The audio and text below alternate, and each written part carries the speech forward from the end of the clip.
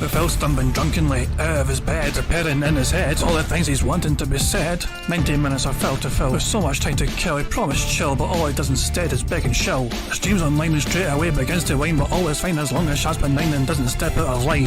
His content's immature for all to endure like fresh manure, but I feel sure he ran straight to feeling so insecure. The money he earned on yesterday was withdrawn and long gone, as Phil's spending impulse is always set to stay on. If supports are also slow and stays so low and fails to grow, you never know, the show may turn into an easy bingo. Once ticked off across the board with charge to what because his code can be ignored, just how much DSP makes us feel so bored. To help us fight or sleep and try to keep alert to watch a creep who play bingo, but Phil will bitch and why his sheep are also cheap. While DSP is chasing green, we're seeing green across the screen as Phil's routine predictability rivals are so machiney. Snorting, burping, leaning, ban. It matters not if factory fun is shy or scant to see if hours make him feel less of a man. Takes a drink and starts his like before launching into a big pretending different bills when truth is there to buy a wrestling JPEG. Talks about his shitty life of call his cat and fatty life and all his strife of forgetting that it's unwell and they were rife. With drama he will react but isn't act, that is a fact as he rehearsed to be exact in how he felt he was attacked. She's nearly over it and a win is in sight, with what to white despite Phil to light that tips were not light. We'll say alright it is okay and now it's time for Phil to play, but first he'll say that tips will help from being off the other day. And with those words we win again, it's never if but always when the game is won. Thanks to that we made it to the very end.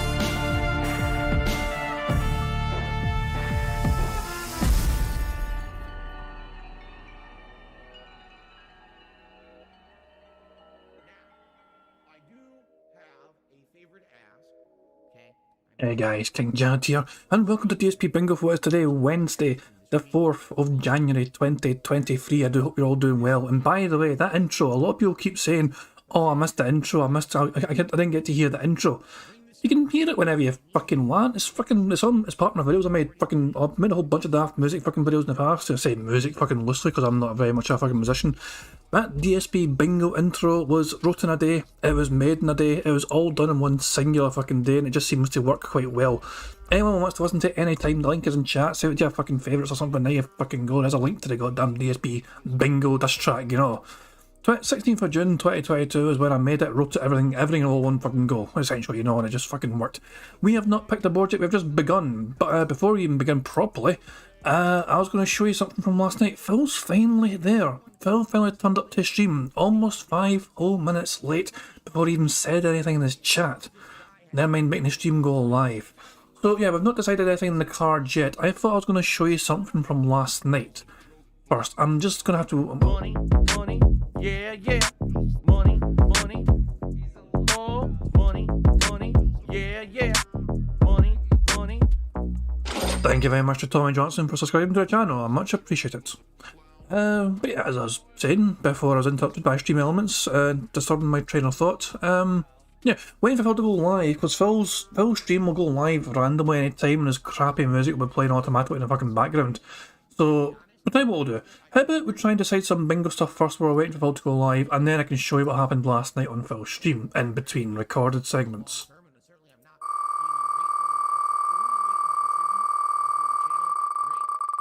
The wheel has been spun and it's going to land upon the soundbox.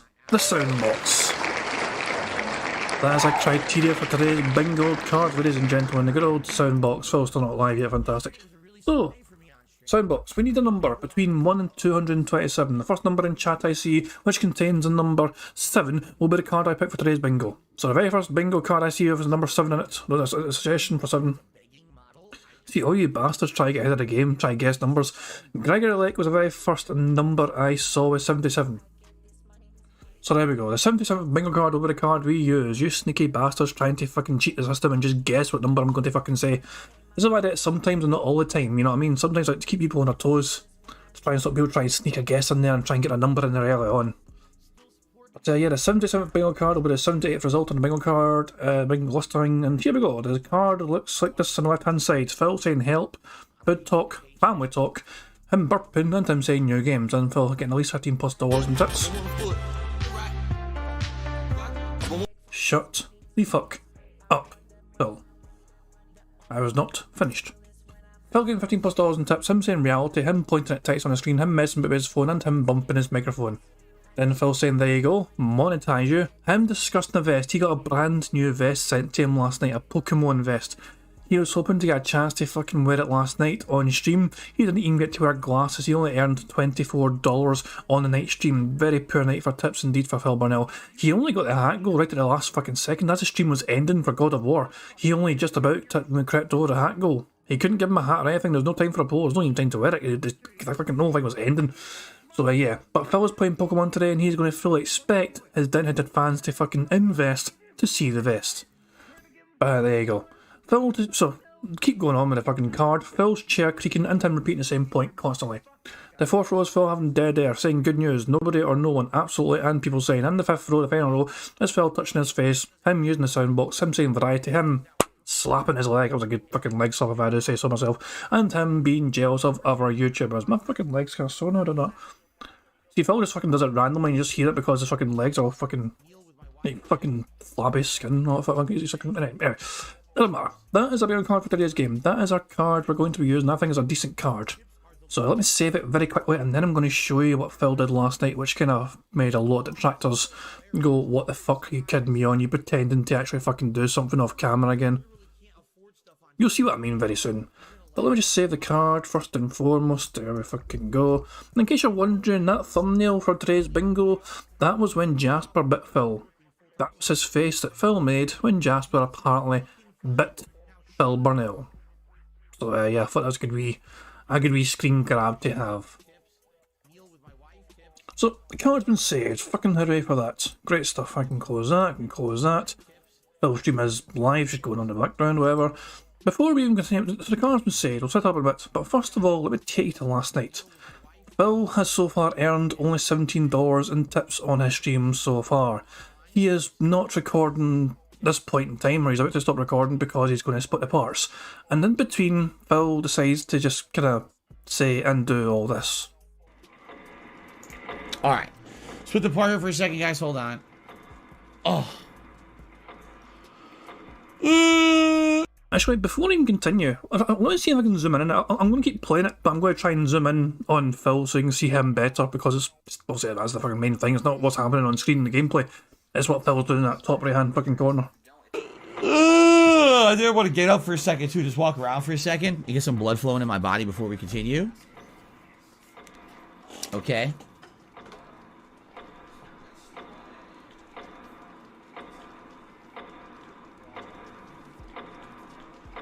Let me get up for a second. Oh, my leg. Oh. Ooh. Okay, walk around. Woo. Woo. Stretch. Gotta stretch those legs. Gotta stretch those legs. Stretch the legs. Stretch the legs. Get the blood pumping. Do some jumping jacks. Here we go. Jumping jacks, jumping jacks. Get the blood pumping with the jumping jacks.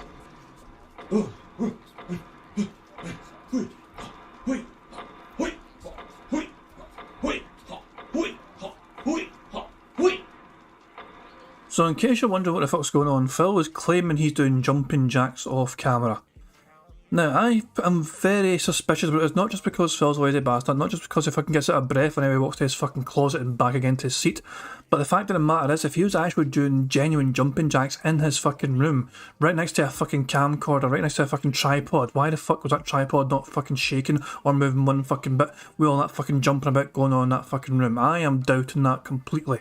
Not one fucking instance of that camera shaking about. I think he was waving his arms off fucking screen trying to give the illusion of fucking, you know, jumping jacks. But the fact of the matter is, I think the fucking thing, you know, the chair wasn't moving whatsoever, the floor, there was no fucking, you know, activity in that fucking room to tell me that he was actually jumping about doing fucking goddamn jumping jacks. So Phil, you know, proud to have loosened himself up, proud to have got the blood flowing, returns to his seat. Okay. Jumping jacks. I did some jumping jacks. Did you see the shadow moving on the camera? That was my arm doing the jumping jacks.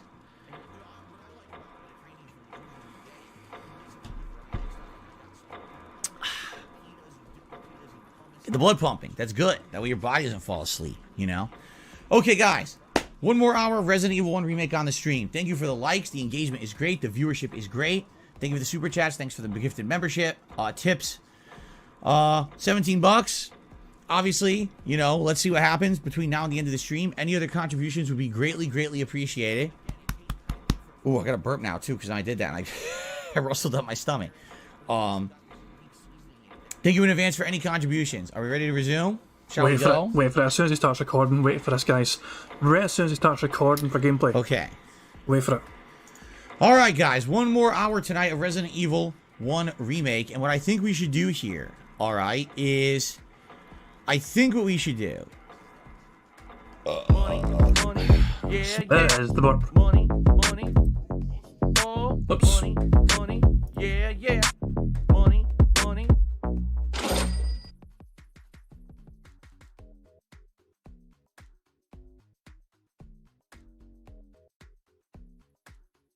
Sorry guys, I thought I was unmuted. Thank you very much, Barrett Wells, for a super chat. I do appreciate it. And Barrett Wells says his man tits would have been slapping his jowls. Pretty much true, yeah. It's not just that. As I'm saying, there's a few things that are suspicious that did not happen. You know, when we... As in, the camera wasn't shaking whatsoever. You know, no indication he was actually jumping about doing that in rigorous exercise. You know, guys, you know, jumping jacks is that rigorous exercise. The fact of the matter is, you're actually kind of going... It really should have caused some sort of vibration in that fucking room with anything, like a tripod on the floor in his room would have noticed something going on, for God's sake. So, I don't know, but there you go. But yeah, Barry was a good point, but the man tits would have been heard slapping his jewels, fuck's sake, man. And that's what I'm saying, he wasn't even out of breath or anything. The guy gets out of breath fucking walking to his closet and back again to retrieve a fucking hat or something. So, yeah, I don't fucking buy it whatsoever, I really don't. I just fucking love that Phil needed a burp, but instead of fucking waiting to actually burp before starting to record again, he's like, no, I'm just going to start recording, I'll just fucking do it within the first 10 fucking 15 seconds of starting a new recording for gameplay. Let me just hold my finger up at fucking chat while I fucking, you know, tell them I'm going to have to burp. One more time, Phil. Small hand into a chest or armor, long sword, or... Hold on, actually, but... One more hour tonight of Resident Evil 1 Remake, and what I think we should do here, alright, is... I think what we should do... Look at him. Small... Doesn't he apologise? No, he no apologies for burping right down the fucking camera. He knows it's fucking coming, he knows he's expecting it. He was expecting it before he even started recording again for YouTube, for fuck's sake. But what did he do? He just starts recording anyway. Fucking... Jesus Christ, man. He has no fucking respect for his audience whatsoever, really doesn't. So, anyway, moving on to tonight. That was last night. Moving on to tonight. What's Phil saying in chat? Jade Rasmussen says, I feel 100% today, and Phil's also happy to hear that. Galaxy Kid says, good morning, Phil. Hope you're having a good day. DSP's quite been this. It's just the usual kind of dent head kind of stuff where people are saying, good morning, I hope you're doing great. Phil's gonna let me use the restroom, then I'll get fully set up. No ambient lighting for the podcast today, lol. No ambient lighting? Has Phil just got rid of the LEDs already? I wonder why. No ambient lighting, but it made things look so much more professional, Phil, for fuck's sake. Pause, please, asking what have I missed? You've missed fuck all. I just showed a thing from last night where Phil claimed to have been doing jumping jacks off camera. So, yeah. Not a lot of, I don't have a lot of faith in that being accurate, but it is what it is. He has retitled the stream title, what the fuck? FGC / Arturo and me? Then let's take it on, for fuck's sake, is he really going to fucking talk about FGC shit? Why? Why? Because he responded to a tweet. Oh, for fuck's sake, stupid fucking nutter. Fucking show the goddamn thing. There, for fuck's sake, hold on. Why won't I show? Here we go. So, Punk to God said on Twitter, I really just want to know where do those 2,000 viewers in Arturo stream be on the regular. FGC drama chasing is so sad, to be honest. Y'all don't tune in to any stream to support at all, but as soon as drama comes up, 8,000 motherfuckers just show up. Phil responding, welcome to the internet where drama sells and talent dies. This is 95% of modern YouTube. Phil would fucking know any time he's got something to talk about drama related in fucking stream. Usually it is actually busier than usual and he fucking notices that and dismisses that. And I love the fucking responses to man, Meerkat Mob, drama sells, so you'd fucking know and load of fucking example thumbnails. Shut up Meg from Just a Panda. When you think streaming shitty gameplay is a talent, that's an incredible bit of art. What the fuck, man? But yeah, so I think this is what triggered Phil's change in stream title. FGC / Arturo and me, and then let's take on Elite Four, which is a Pokemon fucking reference. So yeah, today is going to be a lot of talking, it seems, about Phil reminiscing back about Street Fighter shit, and talking about the drama associated with that. I think a lot of it's to do with, I think it's to do with some sort of tournament organiser not being transparent with money, I think. I'm not too caught up on it personally myself, but it does seem like there's a few shady individuals related to the FGC in general. And considering that Phil Burnell was once a product of the FGC, no real surprise there, I guess. But yeah, Phil's got coffee and a microwave fucking burrito. They ran out of bagels. Oh fucking hell no. Starving Karma's reply in here. Starving Karma, I mean Phil's chat. Hold on, what is? I may have got lean Starving Karma. I don't even know where Starving Karma is. I might have missed that. Dash, I don't know. Crackerjack says Arturo is stealing money from tournaments and not paying out for ages. It has nothing to do with Piggy. Well, Phil, in typical Phil fashion, sees an incident and says, you know what, you're going to go in there and make it all about yourself. Hello Anthony, how you doing pal? Says, hello, haven't been very active the last 2 weeks. Is there anything special related to Phil and the FGC going on? Well, as you know, Phil was once a part of the FGC community a long fucking time ago. He hasn't been for a long fucking time though. He gave up competitive Street Fighter shit in 2008 or so, 2007, 2008. But he likes to fucking hold on to that fucking relic from the past and remind himself that he actually once was a semi-decent Street Fighter player, even if it was some sort of Neo Geo broken conversion, super turbo crap. But yeah, any chance Phil gets to try and fucking talk as if he's some sort of authority on FGC, he will take that fucking opportunity with both greedy hands and try and milk it for all it's fucking worth. So yeah, this is a very recent news thing as well. This is like recent, the last like day or two, this has been a news thing, but Phil didn't talk about it at all yesterday. I don't even think I was aware of it yesterday until late last night when I tweeted about it to somebody. And then I guess today we're going to get Phil's full fucking thoughts on the matter. I'll tell you what I should really fucking do. I really should get the fucking game set up properly. Because Phil could go live at any fucking time now. You guys all know the rules by now with Bingo. If Phil snorts 25 times, that is a free space. If Phil burps 10 times, that is a free space. And if that happens, like, you know, if there's 50 snorts, that's a second free space. If there's 20 burps, that's a second free space. 100 likes is also bubbles as a free space as well. So there you go. Good stuff.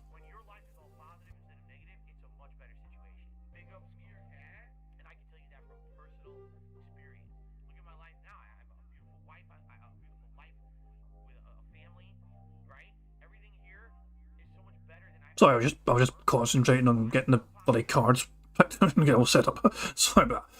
Random silence. Let me just fix this as well very quickly. 2 seconds, make this a wee bit neater. There we go. Okay. So as I said, we're just waiting for Phil to go properly live.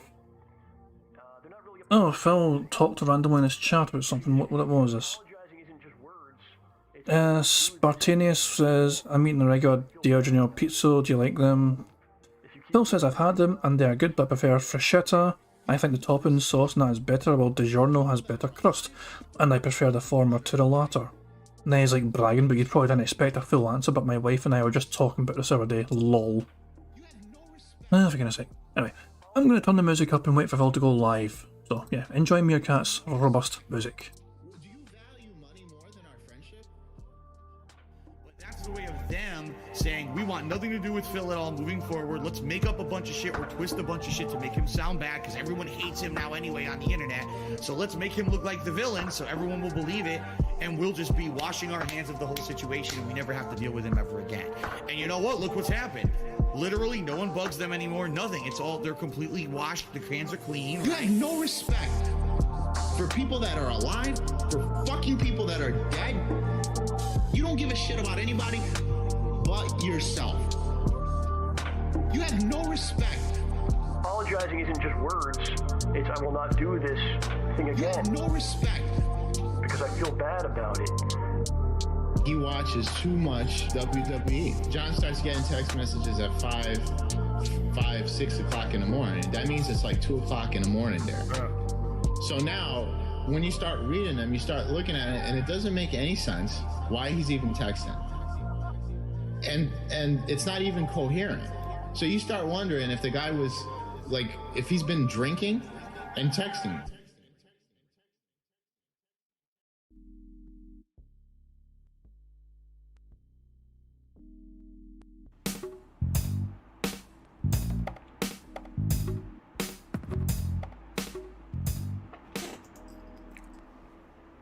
Good morning, everyone, and welcome to the Level 1 podcast, where we're busy having fun down here on Level 1, and apparently Jasper is already very excited about today's show. Welcome, everyone. Today is Wednesday, the 4th of January, 2023. It's kind of hard to concentrate right now. And welcome to the show. This is my final consecutive streaming day of the week. Normally, I would have a 6-day week. This is my full 7 days because of scheduling. Next week actually will be a shorter week, just so you guys know. It'll be like a 5-day week next week, because of appointments and the like. And so welcome again. How is everyone today? I hope you're all doing well. I hope you're ready for a good day of streaming, a good show today. Today's topics on the podcast. Number 1, I have a new vest to show you guys, thanks to a fan sending me a belated Christmas present, although apparently it wasn't intended to be a belated Christmas present. It was actually intended to be on time, and I'll talk a little bit about that, because obviously the Christmas present would have been a little bit more pertinent if it had showed up a little bit earlier, but what can you do? That's life, right? Now, I'll be honest with all of you. Today was going to be a very tame podcast. Today I had a few news stories to cover in general about gaming and the like. And then a lot happened in the last 24 hours, basically. For those of you who don't know, let me put it this way. The FGC, the fighting game community, is something that I used to be a part of a very long time ago. You know, I would say probably late 90s, all the 2000s, and effectively I kind of retired from the fighting game community in the early 2010s when I basically decided I wasn't going to be part of the competitive circle anymore. It was around, I'd say probably like 2012, 2013. I decided that I was going to focus more. Is my camera choppy today? Looks a little choppy. I'll check it out. I decided I wanted to focus more on my YouTube stuff and being a variety content creator than really worrying too much about competitive Street Fighter play. And at that time, as you saw, I broke out, and I still covered fighting games on the internet, but I did a lot more stuff. And then since then, in the last decade, I've completely kind of broken out of that fighting game mold, and I'm a very different kind of person and content creator today than I used to be. However, the fighting game community just has a really bad habit of not being able to shut up about me. Even though I barely ever talk about them, half the time that I talk about them, it's in a positive light. And for example, you know, Street Fighter 6, I actually feel like it's a great game. It's something that I'm going to be getting into. I'm very excited for it. I covered the beta twice in a very positive manner, and I actually cannot wait to jump into it, right? But every time that I start feeling reinvigorated about the fighting game community, they rear their ugly head and they show how they can be a bunch of assholes. Now, I don't want to give the impression today on the podcast that essentially everyone in the fighting game community is bad. I don't want to put that out there. What I know is that in the last 10 to 15 years, there's been a group of people who've become prominent in the fighting game community who are not representative of everyone, but end up being kind of vocal figureheads, and they're assholes.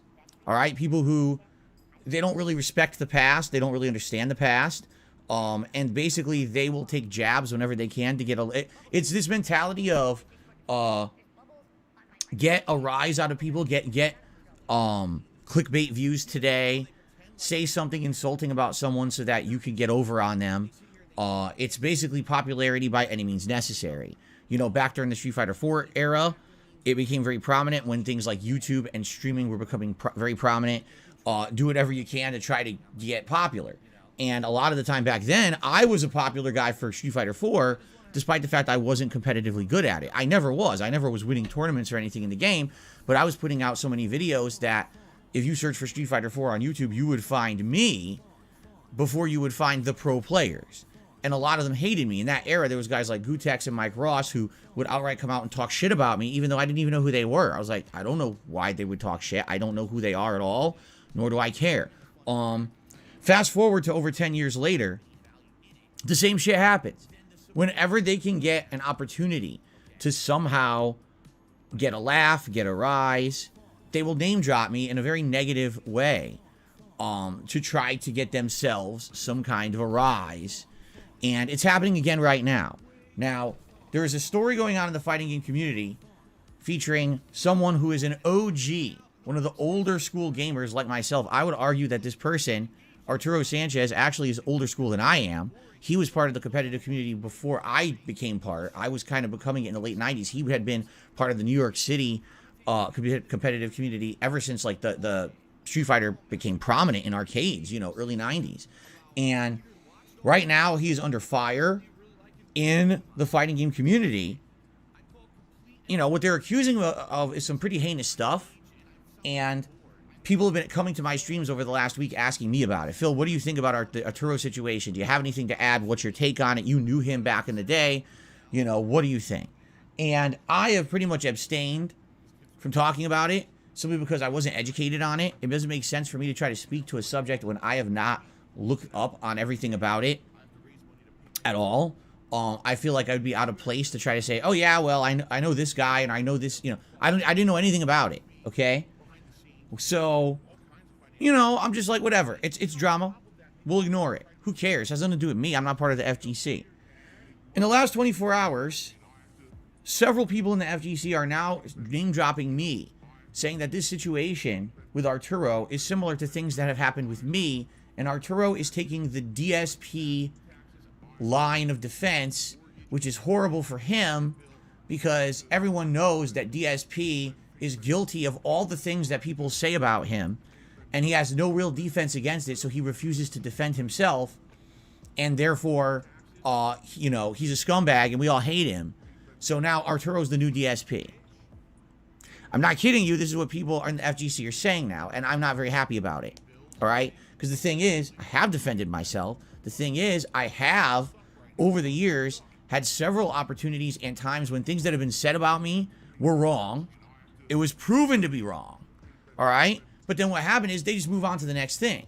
When one thing is proven to be incorrect, half-truths, conspiracy, nonsense, they just move on to the next thing, the next thing, the next thing. And I've explained numerous times over the years why I can't really come out and defend myself against crazy accusations because it would put me and my family at risk to do so. I even showed concrete evidence last year that me just giving you a tiny little snippet of information about my car breaking down could result in people committing identity theft and trying to basically get all kinds of personal information about me. I did a test, and the trolls fell for it hook, line, and sinker, and I proved that they're so insane that it would not be safe for me to expose any of my own personal information because of the levels that they go to try to ruin my life.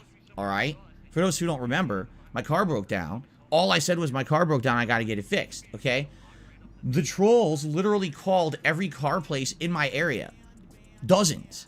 Till finally they fooled one, because that was the one I actually had gone to. They gave them basic information about me and were able to obtain the entire fucking invoice of all the car repairs I had done. They basically committed mass identity theft, and impersonation and fraud to get private information. Now, luckily, none of the information on the invoice was important. It wasn't like there was anything on there that would expose me or hurt my family. But the point is, if they can do that with that, they can do it with anything. A little piece of information, right? If I turn on my phone and I just show you the screen and they see apps on there or they see a login on there or whatever, that's it. They will go to town, right? And I can't have that kind of liability, you see? So, the point I'm making here is, they're now trying to say that everything going on with Arturo Sanchez and the FGC is exactly the same as me, because Arturo tried to defend himself yesterday on a live stream, and apparently he did very poorly, or at least to the criteria of what the FGC wanted to hear from him. It was very, very bad the way that he defended himself, and it just like he ended up looking worse, and they're all saying, oh, that's just like Phil. Okay. We're going to address this today because I'm actually going to cover the entire subject now from start to finish to let you guys know what's going on. And I'm not too happy about it. And I'm going to put this shit to bed because I'm tired of these little bitches in the FGC to keep putting my name in their mouth, not knowing what the hell they're talking about. So it's time to shut them up. One other thing, by the way, I will say this, okay? If you're in the FGC and you want to talk shit about someone, actually watch the source material. Don't watch the hater videos, because you just make yourself look like a bunch of fucking jackasses. Because if you're just watching hater videos about someone, you're watching one side, you're watching highlights of only the things they want you to hear. You're not hearing the whole situation. All right? If you want to hear my whole take on this subject today, watch this entire podcast in its entirety. Don't go watch 5 highlight videos from my haters that cut out 90% of the important information and only put a little bit of information there that's stuff that makes me look bad, or, you know, it's only highlights spliced together to make a point, to insult me, because that's what the FGC does. They're, you know, these people who love to publicly bring me up are morons. They're only in it for the clickbait. They're only in it for that momentary burst of information and burst of attention. So they'll name drop me and say something negative about me and then have no corroboration, or they'll link you to a hater video. It's called being a dunce, okay? Anyway, we're going to cover that today. And the thing is, I had no intention of doing that. I was going to not cover this topic. I didn't feel like I had enough investment in it. It didn't have, I didn't have anything to do with it. Yes, do I know Arturo? Yes, I do. From back in the day. Went to many tournaments with him, had lots of interaction with him as a person and a competitive player. But I didn't feel like, with the modern FGC, I didn't know enough about it to really comment. Well, now you made me go out of my way to basically research it and comment on it because you brought me up. All right? And, the truth is, I prefer to stay out of this nonsense. But if you want to bring my name up and name drop me, now you're going to regret it. Mm-hmm. Yep, you are. Okay. So anyway, guys, we'll get to that. All right? So, today's podcast, let's get to the positive stuff. Let's get to the housekeeping stuff first before we get to this stuff. Okay? So, excuse me. What are we doing today? Well, after today's... By the way, I didn't turn on my lighting today. I couldn't decide, did you want red for Pokemon? Did we want to go blue again? Because blue looks really nice, I think, on the podcast. Or did we want to do, a purple? Did we want to do an ambient? It's up to you guys if you want it or not. I left it off for today. Maybe because it was a little bit more of a serious topic that we're going to be covering today. It's up to you guys. If you guys want me to turn it on, I will. All right. Maybe we'll turn it back on for the gameplay. We'll see. Anyway, what are we doing today? Okay. Well, today it is the continuation of Pokemon Scarlet, which is in the end game at this point. We've gotten to the point where now the Elite Four are pretty much all that's left. And then after those battles, I believe we have the conclusion of the game, which I guess is a crater. I think they said it was called Paldea or something like that, where I guess it's the hardest Pokemon in the game. It's Scarlet and Violet go for purple. What's up, Shellryukin? How are you today, sir? Which purple? I have two. We have this purple, which is more of a violet, bluish, and then we have this purple, which is more of a genuine purple. Do you like genuine purple? We'll leave that on for now. Okay? There you go. Okay. So anyway, we got the Elite Four. I get the feeling the Elite Four is going to be quite challenging. If it's anything like the duels that I just did against Arvin, or was it Arwen? I think it was Arvin, and the conclusion of the Team Star plotline, those duels were hard because number one, the Pokemon were over-leveled to me, and number two, those parties that they had in the game were basically built to a way that... Okay, I wanted to make sure the lighting was the right direction. To a way that everything has a weakness. You know what I mean? They have weaknesses, but they have parties that are well-versed, and they have all these different abilities of different types that no matter what kind of party you bring, you're going to get hit with an attack that you're weak to. So, yeah, I don't know what's going to happen today. We'll see. I hope that you guys will help me to figure out exactly how to tackle these Elite Four in the end game plotline. Will we beat the game today? I mean, if it's anything like the last stream, I don't think so. I think we'll actually need a couple of streams to beat the game, which I'm okay with. These are very tough fights, very dramatic fights. I hope you guys will join me for that. And then later tonight, 6:45 p.m. Pacific time, it will be Warzone 2.0. Only second stream of 2023 of this game. And last time around, I got my first W. Finally, I got a win. And people really, really, really, really enjoyed it. They had a great time with it. All right. And I'm loving it because people got engaged and excited and want to see more. So today, more Warzone tonight. Will I actually get a second win? That I don't know. All right, we'll see. I'll do my best. Usually when we do Modern Warfare 2 Warzone, people do bounties. meaning they'll challenge me to do certain things like, hey, make it to top 10, make it to top 5, get a certain amount of kills in a certain run. And if I do those, they'll reward me with a contribution on the stream. So we'll see how it goes tonight, okay? Now, I'm not here tomorrow. Tomorrow's my day off for the week. When I come back on Friday, I'll tell you everything that I did, on Thursday. It's called the Phil's Day Off segment of the podcast. But then on Friday, we've got our post-game stream of God of War Ragnarok. And the whole point of this stream is to try to wrap up all the loose ends in the game and finish the game. Meaning, we're going to try to finish off the final Berserker. We're going to try to kill the final secret boss, the Valkyrie. We're going to try to do all the realm tears, the final remnants of Asgard, any odds and ends that are left. And also there is the final part, which everyone's saying that I should close the playthrough with, the funeral for a certain character. I will not spoil because that would be a huge plot spoiler. But basically there's a funeral at the end of the game. That's like the final piece of content. And people are saying that's the last thing I should do to end the playthrough, and I think I will, okay? So, Friday's stream is essentially, as long as things go according to plan, the final send-off for God of War Ragnarok. Friday night will be more Resident Evil 1 Remake. Great playthrough so far, really enjoying it. Is it challenging? Absolutely it is. Am I making mistakes? Yes, I am, and it's funny when I do. I'm really enjoying it, and I actually cannot wait for more Friday night. Then Saturday, essentially, it should be the conclusion of Pokemon Scarlet, hopefully, and Warzone.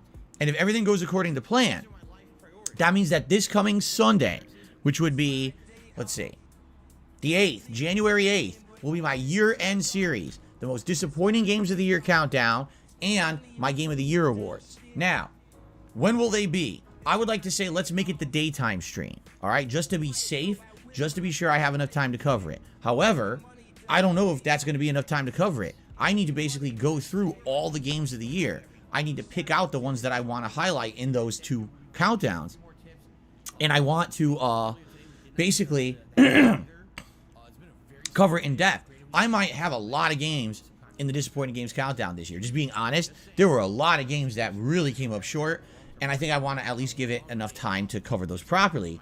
So maybe it's more than 10 games. In which case, is it enough time? Is a 3-hour stream and 90 minutes per countdown enough? I don't know. We'll see, okay? But it's going to be done live on stream like I usually do. And it should be a good time. I hope you guys will join me for that. And that should be the main stream on Sunday. Which probably then means that Sunday night would be more Resident Evil 1 Remake. That means on Monday during the main gameplay stream, we likely could start something new. And what we're going to be talking about over the course of this weekend is what is it that you guys want to see new in my schedule? Would you like to see me try out one of the games that I skipped from the fall? Let's start talking about that in the next few days, all right? Because I'd like to determine what do I start on Monday. Now, Tuesday, we do have a new release. It is One Piece Odyssey. It is the... Hi, Jasper. It is the RPG starring the cast of One Piece, okay? And it's actually the first new release of the year that I'm interested in. I'm excited to try it starting Tuesday, and that'll be part of the regular schedule, okay? So there you go. Cool stuff. That is our first bingo because Phil finally said. Money, yeah. Money. Oh, money. Yeah. Money. New releases. To finish my sentence. Thank you very much, Bart Wells, for Super Chat. It says needs more time to degrade people more talented and committed to work than him because the games they made didn't pat his ass and tell him he's special. Yeah, pretty much. Aye. It's, yeah, Phil, I just love the hypocrisy Phil's got when he's like, oh, you shouldn't shit on, like, Callisto Protocol. These guys worked hard in the game, and the company lost a lot of fucking stock value because all these people are being mean about Callisto Protocol. He is preparing a special list of disappointing games. He has a channel of 200,000 subscribers to it. Does he not fucking think his words might have an impact? His words could matter? Him shitting all over fucking games and game developers for his disappointing list? It's perfectly fine for Phil to shit over games, but no one else can fucking shit in games because he likes the game and no one else does. It's something quite hypocritical about it. Welcome back, Aidan Kensington. I think Barrett Wells misclicked your name and timed you out accidentally, but I'm sure Barrett Wells is sorry about that. At least I hope they are. But yeah, thank you very much, Barrett Wells, for super chats. And yeah, as I said, first bingo of the game. Let me play the horns. There we go. Go. And then what we'll do is we'll balance all of that. It'll be Resident Evil and Warzone at night, and it'll be a new game balanced with One Piece during the day, until we figure out more of what we want to do. Now, keep in mind, the other factor going on during all of this is the Viewer's Choice playthrough. You guys are currently nominating games for Viewer's Choice, all right? And those games will be tallied up, your nominations, and a poll will hit this weekend, where you guys are going to start voting on Viewer's Choice for about a week. And then the game that wins that poll will become a full playthrough here on DSP Gaming to balance with the other stuff that I'm also doing. So a good variety of stuff, a good balance of stuff coming up here on DSP Gaming to start the new year, now that we're finally adjourning the ongoing playthroughs from 2022. I hope that sounds good to you guys, okay? Big Papa Phil says he likes the new setup. I look like a legit gaming content creator and not just a guy in the room. I am just a guy in the room. I understand that. I mean, I am a legit content creator, but I also am a guy in a room. I'm no better than anyone else, you know. That's what I've always said. So that's why you don't see me with some insane, elaborate setup that looks like everybody else. I'm just trying to make some fun content and, you know, have a few cool visuals at the same time. All right? No big deal. Okay. One final thing before we get to something that I want to show you. All right? Members goal for the month, 600 members. We're trying to hit this by the end of January. If we hit 600 members at any point during the month of January, we lock into a reward. The reward is DSP's Super Bowl Saturday Bash, a special sports-themed event that will take place the Saturday before the Super Bowl. So I think it's like February. I keep forgetting the date. It's like February 11th or 12th. I'll be dressed up in NFL attire. I'll be doing silly sports-themed things like eating snacks that you would eat when you watch a game on TV or tailgate. I'll be playing old-school sports games on the Switch, and I'll be reacting to old-school Super Bowl ads. So it's a good variety of stuff that I'll be doing during the course of that day. It's a special event. I've never done anything like this before. Never done anything sports-themed. You know. Yeah, yeah. Money, money. Oh, money, money. Yeah, yeah. Money, money. Thank you very much, Anders Pack, for super chat. It says, here's a bit of cash for a translator you need to get, mate. I don't need a translator. At least, well, look, I know what I'm saying. If everyone else can't understand what I'm saying, then that's a problem. I can't even fucking talk, hang on. I had to clear my goddamn throat there. I was fucking getting my throat's a detractor and stop me from talking mid-sentence. But yeah, I don't need a fucking translator. No. At least I don't think I do. Unless I miss something. It is very possible I missed something that needs fucking translating. We need to get Shinko in to translate. Yeah, he's surprisingly very good at understanding my accent. Even for, you know, I know I do try my best to be coherent for you guys, but even then, Shinko does quite well understanding the things I'm coming out of my mouth. You know, he's surprisingly skilled at picking apart the shit I'm saying. So, yeah, he does quite well at that. I'm impressed with him. During the course of that day. It's a special event. I've never done anything like this before. Never done anything sports themed. You know, see if you guys like it. Hey, if you like it, maybe we can make it an annual event similar to how we just did with the Black Friday Adpocalypse that you guys liked so much. We'll see. Okay? But anyway, we need to hit 600 members this month. So if you're not a member of the channel, you're missing out on so many cool benefits, including a chat crown badge to show how long you've been a supporter, access to all of my emotes both here in the chat and also video comments, a highlighted name here in the chat and video comments, not having to abide by any of the slow mode rules in the stream chat. You can talk as much as you want, getting priority access to all kinds of special events and things. So all this coming up. All right, guys? There you go. Shell Ryugan says you'll probably be able to finish Scarlet in 2 streams, as you mentioned. Area 0, the creator, is a long-ass chapter after the Elite Four. Someone said it was like maybe 1 to 2 hours, right? So probably, you know, if I beat the Elite Four today, hopefully 3 hours is enough to beat the Elite Four, right? Then next time we could tackle the creator, and then we wrap it up. So you're probably right. Thank you, Shell Ryugan, for that information. That's what I was hoping for. 2 more streams to wrap it up. Thank you. All right. So please consider becoming a channel member. Thanks in advance to anyone who supports the stream in any way. How can you support my streams? By liking them. If you're here right live on stream right now, and you're having a good time, and you like the content, you like the podcast, if you give it a like, it creates engagement. That lets more people be able to find this stream on YouTube. And I would really appreciate it if you could like the stream. That would help a lot. Super chats, super stickers, super thanks if you're watching this on demand as a video on YouTube. He said help. That is another bingo. By the way, I am going 1.25 speed now because, yeah, Phil bores me. Memberships, gifted memberships, tips, all well appreciated. I shout out all contributions, except for troll ones, which I just ignore. You know, we have tiered rewards for tips, all kinds of fun stuff here on the streams. Thanks in advance for any support. Now, what I'd like to show you. The gift that I received as a belated Christmas present. You guys ready to see this? It's really cool. It showed up yesterday.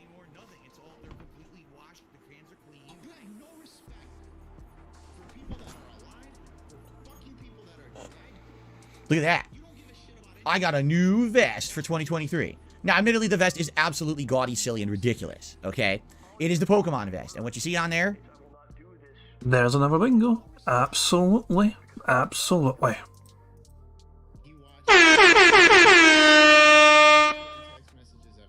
So, there we go. That's his fucking dumbass Pokemon vest. And he's playing Pokemon today. He's going to absolutely shill the crap out of this, trying to encourage $150. You've got Charmander, Pikachu, Squirtle, and Bulbasaur. Essentially the starter Pokemon from the original Pokemon games from the 1990s. Although, if you don't know, there's a little bit of trivia. So Pikachu never was a starter Pokemon. What happened was Pikachu ended up becoming kind of the mascot of Pokemon after the television show hit. And he became so popular, there was demand for him to be a starter Pokemon. So then they made Pokemon Yellow, which is essentially where he's the starter Pokemon rather than the other three. You see? You know what's interesting, though? They made Pokemon Red, Pokemon Blue. So Red Charmander, Blue Squirtle. They never made Pokemon Green for Bulbasaur, right? Maybe I'm mistaken, but I remember it was Red and Blue when it started. So anyway, I got this yesterday in the mail. Really cool, right? It's a silly vest. And admittedly, man, it would have been better if, oh, Green was in Japan? I did not even know that. There was a Pokemon Leaf Green in Japan. Oh, wow. Learn something every day. I knew it wasn't over here in the States. So there you go. Thank you for that. Cool. They did it not in English. There's green, but they don't have blue in Japan. Oh, really? And I had blue, so I played a version in Japan they didn't have. Anyway, would it have been awesome to have this at the beginning of Pokemon Scarlet? Of course it would have. Because I guarantee you what would have happened is people would have wanted to see me wear this absolutely ridiculous Pokemon vest. Remember, vests are basically a reward for hitting the full tips funding goal for a stream. So anytime we hit $150 on any particular stream, you guys vote for a silly vest for me to wear. You want to talk about silly? This is probably the silliest vest I own right now. Okay? So this would have been absolutely amazing to have during the entirety of the Pokemon playthrough. However, it just showed up yesterday. So I guess what happened was this is made by someone, I guess there's an Etsy creator who makes this kind of stuff. And a viewer of mine wanted to get me a unique Christmas present. And they had checked with me ahead of time and said, hey, could I get you something and mail it to you for Christmas? I said, absolutely, why not? So they ordered it, but what ended up happening was with the holiday season, I guess the Etsy creator probably was backed up and didn't actually ship it out until this week. So it is what it is. You know, I just got it. Here it is. If we happen to hit the full tips goal of $150 on today's stream, I'll wear the Pokemon vest for you guys. I mean, I'm playing Pokemon. It makes sense. However, the thing is, it's very, very rare when we actually do hit the full funding goal. It's kind of a stretch goal. So I don't know if we will or not, but I would absolutely love to wear this vest for you guys if and when we do hit the full tips goal next. All right, so whenever that happens, it's Pokemon time. All right, we'll see when that happens, okay? All right, so I just wanted to show it. Thank you very much to that viewer and fan who got this for me. I really do appreciate it. It's something creative and fun, adds to the streams. It just sucks about the timing. Man, it would have been cool to have this throughout the entire Pokemon Scarlet playthrough for the last month. And, but you know what they say? Better late than never. So thank you very much for that. Okay. Let's get this back into the closet. All right. Ladies and gentlemen, it's time to cover the topic at hand. By the way, thank you, Shell Yukin, for becoming a channel member. I appreciate that, Shell Yukin. And I think that's going to get us up to 514. Whoops. 514 members for the month. All right. Now, don't be surprised is when I start talking about this topic if all of a sudden viewership shoots up and all of a sudden drama begins. All right? Keep in mind, I didn't want to talk about this topic. This is something that people have been asking me about for like a week, and I've definitely avoided it and said I don't really want to talk about it. But now the FGC wants to put my name into their mouths, so now they're going to get it. It's too bad because I didn't really want to do it, but, you know, they got to do it. They always got to bring me into their fucking toxic vortex of shit, all right? And the cheers are true. The FGC over the years has...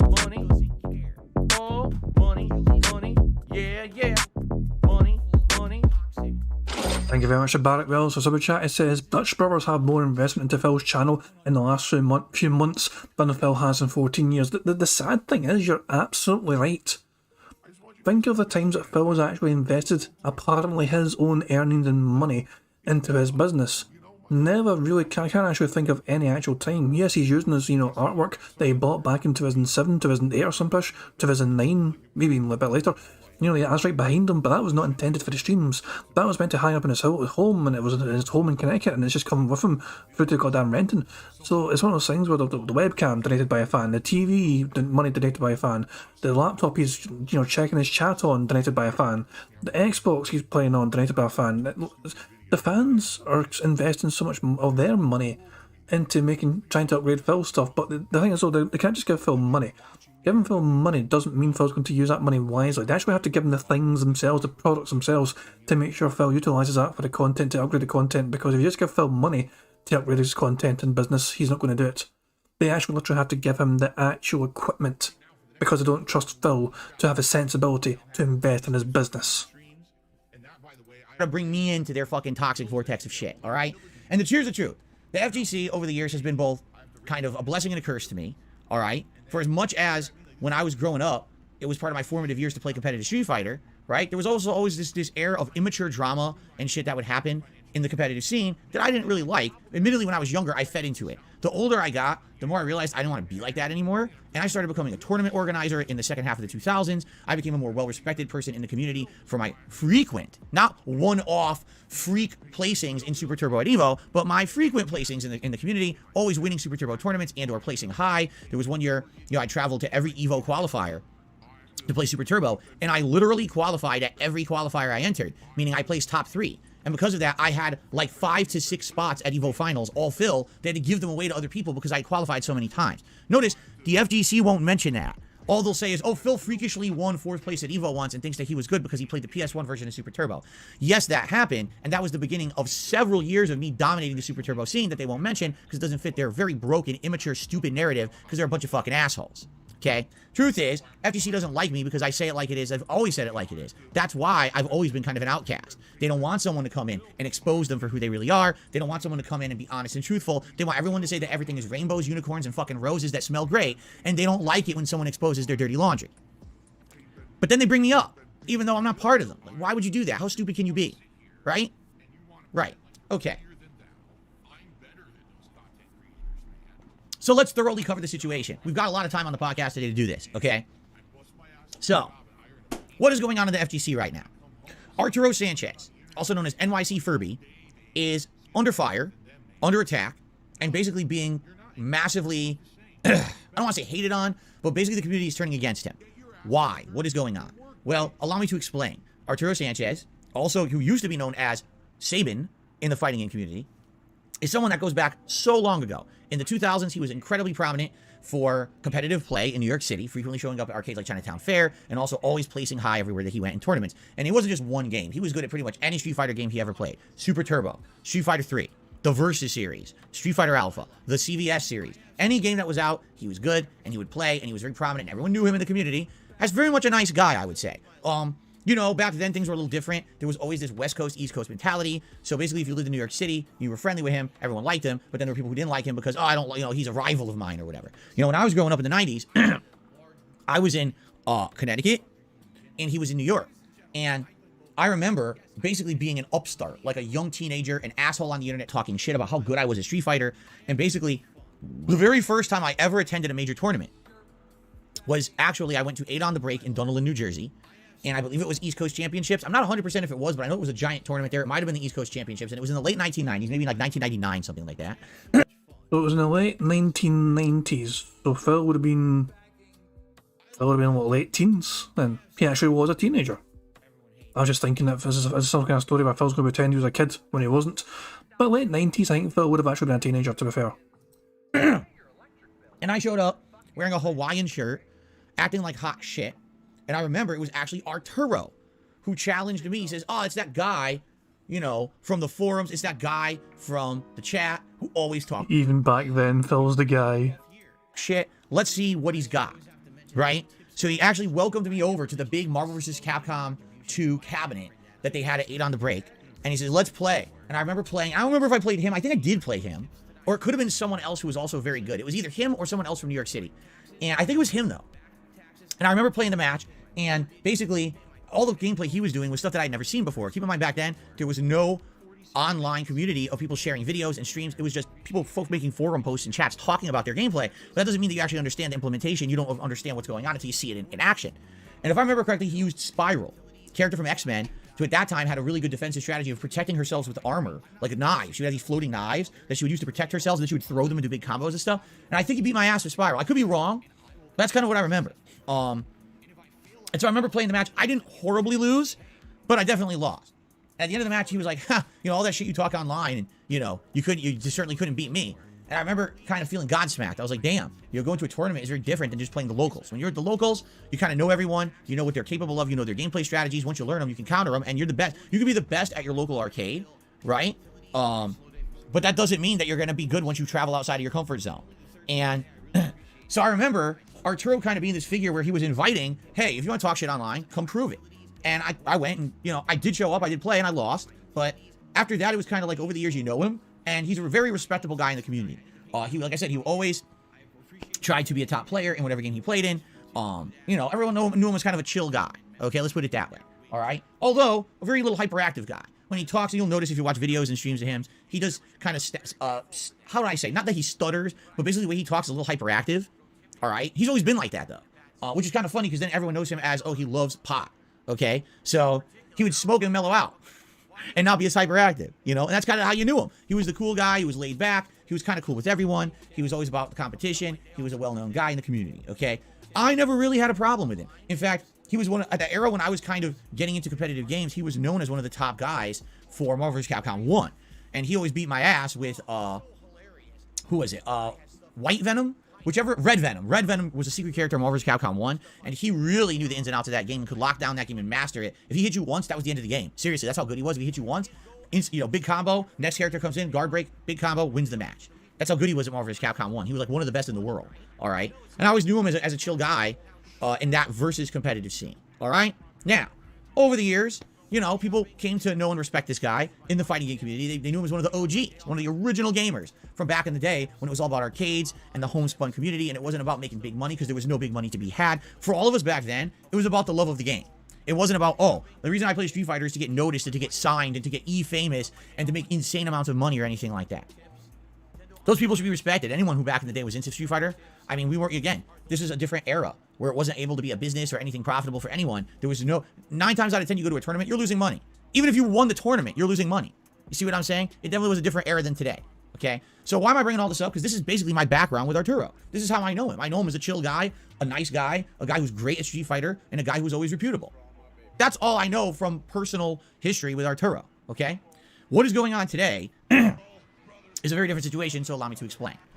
I guess Arturo became involved in tournament organizing in the fighting game community in the last several years with a company called Matcherino.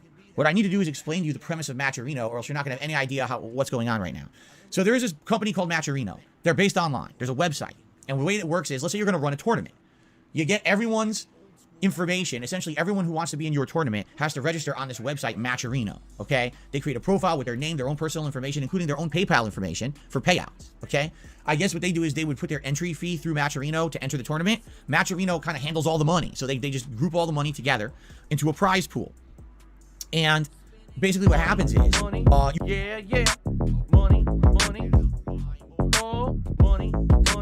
Yeah. Money. Thank you very much to Aisha Moto for super chat. It says, he crap talks to FGC a lot and has no issue and even attacks people that have nothing to do with him, but now he is talked about, he wants to cry. Very good fucking point. Also, in case you missed it, Phil is a moderator for Arturo on Arturo's Twitch. I don't even think Phil remembers. I don't even know the last time Phil was on Twitch. I think when he got, departnered, I don't think he ever returned to Twitch because he was so butthurt about it, you know what I mean? But yeah, Arturo actually has Phil as a mod in his own chat. I don't even think Arturo remembers doing that. So I mean, imagine, would either of them know that if they didn't check the list? I don't know. It's bizarre to me. But yeah, Phil just showing himself up to how thin-skinned he is, because as soon as someone mentions his name in the FGC, he has to fucking just come out, just lips flapping story time with Phil. Back in the day, this and that garbage, and it's just the same old with Phil. Let's see if Phil's going to spin this to and try and get... He's going to try and dunk on FGC here. I wonder how he's going to do that when he's not even been in the community or the scene for so goddamn long. How's Phil going to try and dunk on these guys? Together into a prize pool.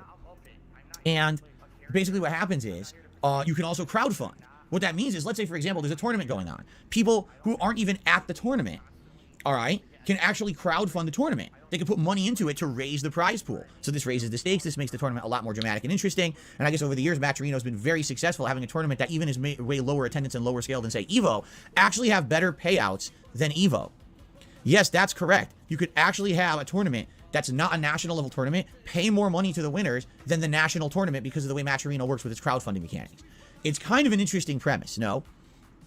Certainly seems like a way, especially for a community like the fighting game community, to make it seem a little bit more interesting and a little bit more profitable for those who are top players, okay? So anyway, apparently what's going on right now with Arturo and Matcherino is that everyone thought that Arturo was an employee of Matcherino for like the last year to 2 years. And he is traveling around, going to tournaments. He was running live streams at these tournaments, covering them, broadcasting the competition to the internet. And he was also in charge of running the Matcherino for these tournaments. So people would register on Matcherino, put their money in, play, and then if they won, Matcherino would pay out to their PayPal account their winnings. And I think it's like top 3 that wins. I think for a bigger tournament, you could do more than that, but I guess it's like top 3 would always win money. So I guess Arturo, being an OG in the fighting game community, people trusted him with this responsibility. It seemed to be one of his major focuses, if not his sole major focus, in the last 1 to 2 years. And, he even had a string. I guess there was a string of tournaments in New York City that he was running, but then he would go to other major tournaments as well. I guess there was one called Defend the North, and there was other ones like Summer Jam and things in Philadelphia that he went to and did this at. So it's kind of cool, right? Kind of interesting. They never had anything like that back in the day when I was in tournaments. It was people physically paid someone physically handled the money, had to physically count the money, do the manual payout calculations. If there was entry fee for the venue, you had to figure that out and do the proper calculations. And, it's kind of nice to have a centralized way to do it all, because if there's a centralized kind of automated system calculating everything for you, it essentially would eliminate the margin for error. And there's always going to be human error, right? I'm counting money. I miscalculated the percent. I counted wrong. And, back in the day, this would always happen. You go to a major tournament and you're like, wait a minute. There was 300 people in the tournament. I got first place. Why did I only make $250? Oh, well, you see, because there was a venue fee of this, and there was a percentage cut of this, and there was this, and when everything's said and done, here's what you... Wait a minute. But none of that was set up front. Even Evo was guilty of this. Before Evo was Evo, the year before, they were called B5, okay? They didn't post publicly any of this information of how they were going to disseminate the money and what they were keeping for themselves. So when the tournament ended and people started getting paid, they're like, why are the payouts so low? And then the staff were like, oh, well, we're keeping this and this. Like, you didn't say that. And then they literally, at that moment, went to their website and posted up new rules that weren't there before the tournament happened, saying they were keeping all this money to try to save face.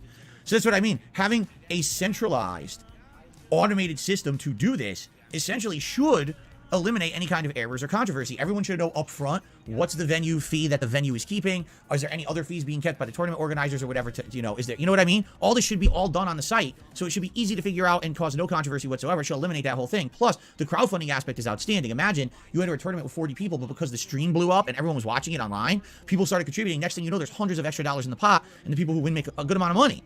Wow, that's sweet, right? And that's how Matcherino has worked. That's why it's so popular today, okay? So why am I bringing this up, and why is Arturo so wrapped up in problems right now?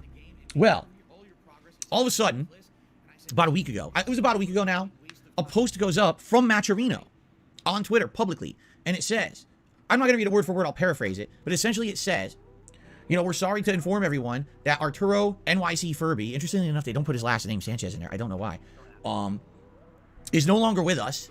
He's been let go because he misappropriated tournament funds. All right, we are now going out of our way to fix things behind the scenes for everything that he basically did wrong. And so, FYI, rest assured, things will be fixed. However, we hope that Arturo will come out publicly and talk directly to the community as well as the tournament organizers he's been involved with to explain exactly what went down, obviously, because they feel like he did something really, really wrong. Okay, and that's really it. Like, that's where their post ends. It doesn't go specifically into anything. All right, now immediately when this post goes out, people are like, what the... really, Arturo? Like, Arturo's a well-respected guy in the FGC. By the way, one thing that I didn't bring up, he's been a major proponent of basically making fighting games lag-free. What Arturo's been researching for the past several years is a way to have fighting games run on PC at a very high refresh rate. And if you have a monitor with a high refresh rate and a game running at a high refresh rate, essentially you're eliminating all lag. You're making it instantaneous. You're playing the game and your inputs are coming out immediately. And basically he's been a proponent of everyone should be able to find a way to do this and be on an equal playing field with this ideal state of fighting games. So, Black Mage is saying a relevant field trip as DSP tries it NYC Furby. Give me a second. Give me a second to see if I can find that. DSP tries it NYC Furby. NYC Furby 8? Oh, being a toxic mod. I see. He has to respect it. Good block, stay in the air. Whoa, too much. Got crossed up by the Tempest. So where's Phil? Where's our boy Phil? So NYC for bait is streaming. This is Phil's, this is NYC stream here, Furby stream, Arturo stream. And Phil's apparently moderating for him on Twitch. Dante privilege. Can he kill? Oh, didn't get the confirm off the crazy drop. dance. Box is active. Dante's definitely going to go down. Oh, he's going to get hit by this bullet. Yep. Still got, he doesn't get any time. All right, another death fall. Oh, too much. Wow, cross up Too overhead. much. That was beautiful. All right, level 3. Hillary Clinton. Machines are supremely body. Shout outs to Skynet. Back to the hill. Jesus Christ, man. Phil, the moderator, why does this game exist? Wow. What a wholesome individual. Hillary.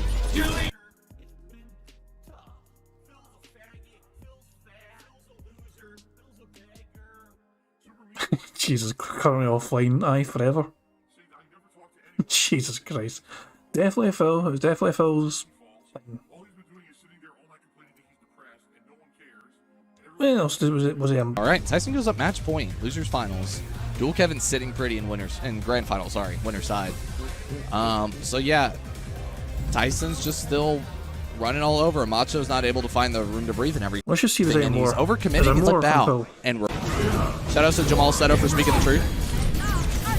Did you hear that? Did you hear what the guy said? Shout out to Jamal for speaking the truth.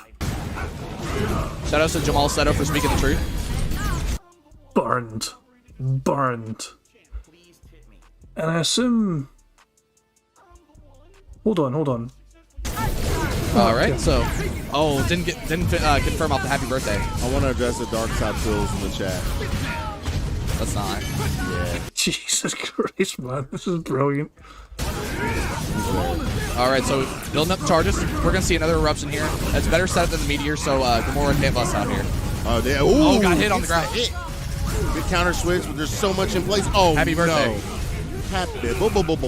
He's not able to get the side switch here, so he's not able to actually. I'm sorry, he will be able to corner here. He gets the corner. It doesn't matter. Good reset there with the heavy kick.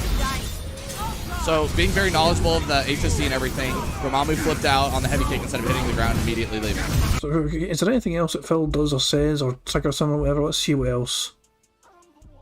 Dummies always tell what the fuck. Go through the stalking player and get the punish. This is a lot of red life that he can remove if he does it right. He's not going to be able to kill here, so it's either cash out or reset to a throw. What else is there?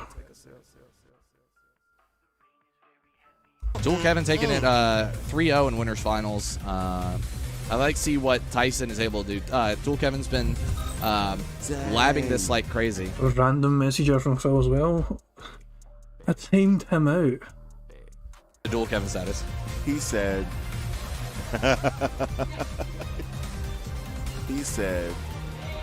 KP said Darkside Phil is an ugly goon. And then I think he banned him or something. No, just deleted the message. Timed him out. All right, so wow. Gonna see Kevin versus Tyson. Hawkeye. He is an ugly goon. Dante. This commentator's amazing, man. Versus Gamora Ultron. Yep. Who you like first game? Tyson. Nope. Wrong answer, dude. You know I'm gonna say Tyson is always favored in the first game. Shout out to Static Alpha, man. Static Alpha telling it like it is and just not giving a fuck. As it is Darkside Phil, but he is ugly. Because you have to understand his patterns and everything. But Kevin came to play. He came to beat Tyson. You know what He didn't have to run into Ram Bam, which was probably the other person that would have. That went in. Oh no, they did play in winners finals because Winter Me and Ram Bam played Kevin, and that went to 3-2 though. So Ram Bam's the only person that's really pushed Kevin to his limit. Jesus Christ! And then he runs away. He says what he says, and he runs away before he can get confronted about it. Jesus Christ, man. That's just classic DSP for you. Classic DSP. Because it's funny, when I play Street Fighter 6... Cheers, Black Mage, by the way, for that. Cheers for letting me know, but I didn't even know that existed, so I think I've seen it before once upon a time, a long time ago. But I completely forgot about it. So thank you very much, Black Mage, for that recommendation. Greatly appreciated. And be on an equal playing field with this ideal state of fighting games. Because it's funny, when I play Street Fighter 6 beta here on Xbox Series X, and I play one match and it feels really good, I play the next match and I tell you guys, it feels like I'm underwater right now, right? That's what I mean. The response time between when I'm doing inputs and it shows up in the game is very, very different depending on the connection. So what he's been working on for the past several years is a way to optimize this. And you know, he's doing it for the benefit of the whole community. He's trying to find a way that everyone can have the ideal state and have fighting games, maybe even online, that have such great connections that it feels like you're playing someone sitting right next to you. Okay? So he's well respected in the community. He's been streaming forever. I remember in the earlier days of Street Fighter V, I used to watch some of his streams. I would actually go over to his Twitch stream and watch some of his streams to try to learn Dalsim, because I didn't understand Dalsim at the time, and I was trying to see what he was capable of, and I actually enjoyed watching him play. Okay? So this is a guy he's a competitive player in the community. He's a tournament organizer. He's an OG of the Street Fighter community, and he's trying to research how to make the community overall better for response times. How could this guy be responsible for misappropriating funds in this business Matcherino, and what's going on? So, at first, a ton of drama hit the internet, all right? People basically started coming out of the woodwork, accusing Arturo of a bunch of stuff. Bad work ethic, always showing up late to tournaments, taking frequent breaks during tournaments where he was supposed to either be running them or streaming, leading to massive delays at the tournaments, misappropriation of funds. Yes, people actually coming up with, I guess, searching Matcherino results and finding situations where it would say, okay, this game was for, I don't know, Guilty Gear, okay? First place, NYC Furby. Second place, NYC Furby. Third place, NYC Furby. Payout, all to NYC Furby. But Arturo doesn't play Guilty Gear. How could he have made the top 3 in that tournament and paid himself out, right? Holy shit, that's terrible. I mean, that looks really bad, and they have concrete evidence. If you search Matcherino's tournament results, you'll find this kind of stuff that Arturo's been involved in. And of course, it looks damning. From an outsider's perspective, you look at this, you're like, how could that be legit or kosher? Obviously, something's going on here. And apparently, this isn't just something that's happened in the last couple of months. This is something that's been happening for a couple of years. And I guess really, you know, when it comes down to it, the question is, number one, what really happened? Number two, if this was happening, how did no one catch it? And number three, if someone did catch it, how was it allowed to go on for so long? It doesn't seem to make much sense, does it? It seems like it's... He said no one, that is another bingo. Fantastic stuff. A weird disconnect here. It doesn't logically make sense that an entire competitive community, right, would allow this kind of misappropriation or this misbehavior to happen. It looks like Arturo is going to tournaments, running them, and then stealing all the pot money for himself. All right? Now, in addition to this, there were more complaints that came out of people saying, all right, so we would go to a tournament, you'd place top 3. You would never get paid. You'd wait and wait and wait. And where's the money? I don't understand. The tournament was 2 months ago. How am I not getting paid for it, right? I don't understand what's going on. You know, that's pretty bad. Back in the day, you go to a tournament, you win, you just get paid. You don't have to wait for your money. Now, because it's through this third-party website, Matcherino, all of a sudden now you have to wait. And some people actually had said that the wait became so prominent and so frequent at Matcherino tournaments for Street Fighter that basically people believed it was just part of the process. In reality, from what I'm to understand, Matcherino pays you within 2 days. No one knew that. People... Reality is another bingo. This is a very strong card. Very strong card. Thought, no, Matcherino just takes a long time. No, apparently Matcherino pays you in 2 days, but these tournaments Arturo was running were taking months to pay out. So what's going on with the money? Why is it not being paid out right away? Is it being misappropriated, right? So immediately you get all of these conspiracy theories, you get all of these accusations being thrown around, all right? So Arturo was quiet on this for about a day or two. And then he came out and he made a post on Twitter, and he basically said, again, I'm paraphrasing, he basically said, all right, listen, here's the deal, all right? What people are saying about me on the internet is not true, or at least not fully true. Some of it is, and I'm willing to fess up to it. But the truth is, the last, couple of months, I've been off the grid. What that means is, basically, I've been having a lot of personal issues in my own life. One of the things he specifically brings up that his dad apparently is near death, and he's been in and out of hospitals for the last couple of months, that basically he has not been able to properly do his duties as a tournament organizer and an employee of Matcherino. And he's living up and fessing up to that, right? And he wants to basically have an opportunity to defend himself, which he will. But according to him, everything is square with Matcherino. What he's basically saying is if there was anything that was messed up, it's now fixed with Matcherino. But they should eventually come out with another statement stating that. And hopefully that'll clear my name. All right. Now that's where he left it. He just made this post. And people read that and they're like, okay, so we understand if you have personal stuff going on in your own life. Fair enough. But what about all these accusations, these egregious situations, a tournament where you weren't even a participant in the tournament, but you fully paid out yourself the top 3 spots to your own account? How does that make any sense? Why? Okay. listen, we understand you got personal stuff going on in your life. Maybe it takes you a little longer to do your responsibilities, but over 2 months doesn't seem to make sense either. And plus, you know, people are saying this is a history of stuff for 2 years. This isn't, oh, this happened in the last 2 months. This has been going on, an ongoing thing for several years.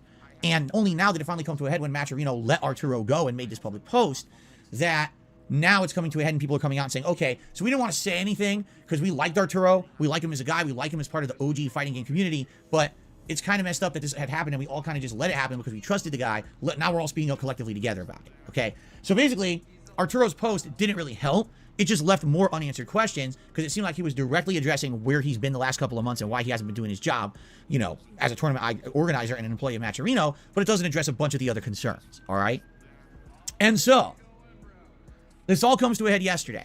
All right. Because yesterday, Arturo decides to do a 2-hour stream on his Twitch channel where he says he's going to address all of the drama around the situation, each little thing one by one.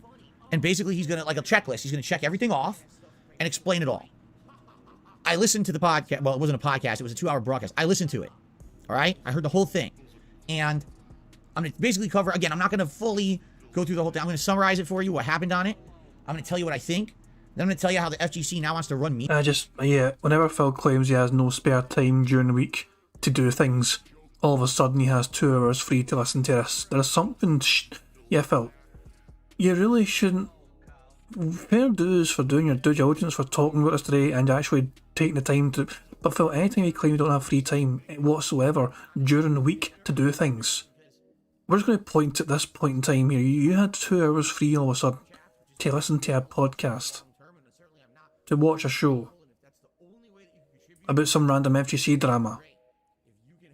It's not a good look for you, Phil. It shows you got far more. Jesus, this pause, by the way, this goddamn pause. How did I do it? Drunk side Phil is back. Through the mud because of this shit, which I don't appreciate, and I'm going to tell you my take on it, all right? But the first thing I'm going to do... Oh, good. Wow. Cheetah Man says, what happened to the logo? Yeah, wow. Well, good thing you called me out on that because I forgot about it. Look. I haven't used it in weeks. I keep forgetting about this logo. Oh. I love it. I don't use it. I keep forgetting this damn thing. Thank you, Cheetah Man. I'm glad you said that. Okay. One thing I want to do, because we're going to get into it now, I want to close my window. Well, partially close it. It's very cold outside today. There's a strong wind, and I'm actually freezing. So I want to close it half, and then we're going to get into this, okay? Give me a second. Shut your mouth, you thong-wearing fatty! Hopefully this helps. Here we go. Okay. So, there seems to be 2 real major issues that were brought up by the FGC about Arturo since all this came to light last week. The first is about Arturo's history and his work ethic. And the other is about this particular specific Matcherino controversy, where it kind of looks like Arturo's been skirting money. Maybe he's keeping money from these tournaments that he's not supposed to keep. All right, from an outsider's perspective, when I knew nothing about Matcherino or anything, I was just trying to read up on the situation and figure out what was going on. And here's what it looks like from an outsider's perspective. It looks like Arturo was running a Ponzi scheme. All right, what is that? Basically, a Ponzi scheme means you get a whole bunch of money today. All right, you use it for stuff that you're probably not supposed to use it for.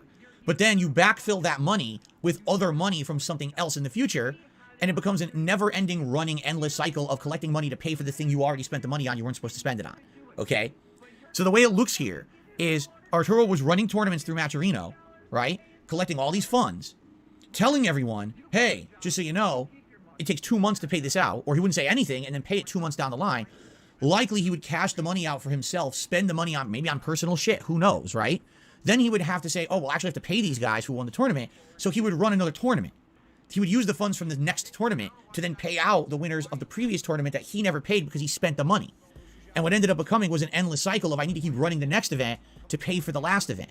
So then what ended up happening is it looks like he started skirting money out of the pot entirely. So not only did he misappropriate the funds originally and then have to keep running a new tournament to pay for the old one, he's like, well, how do I keep this going? Well, what I need to do is I need to start taking a cut of the percent of every pot and claim it as operational costs. So he would go to a tournament and offer to stream it for that tournament. And, you know, I'll put it out, I'll hype it on my channel, we'll make it live or whatever.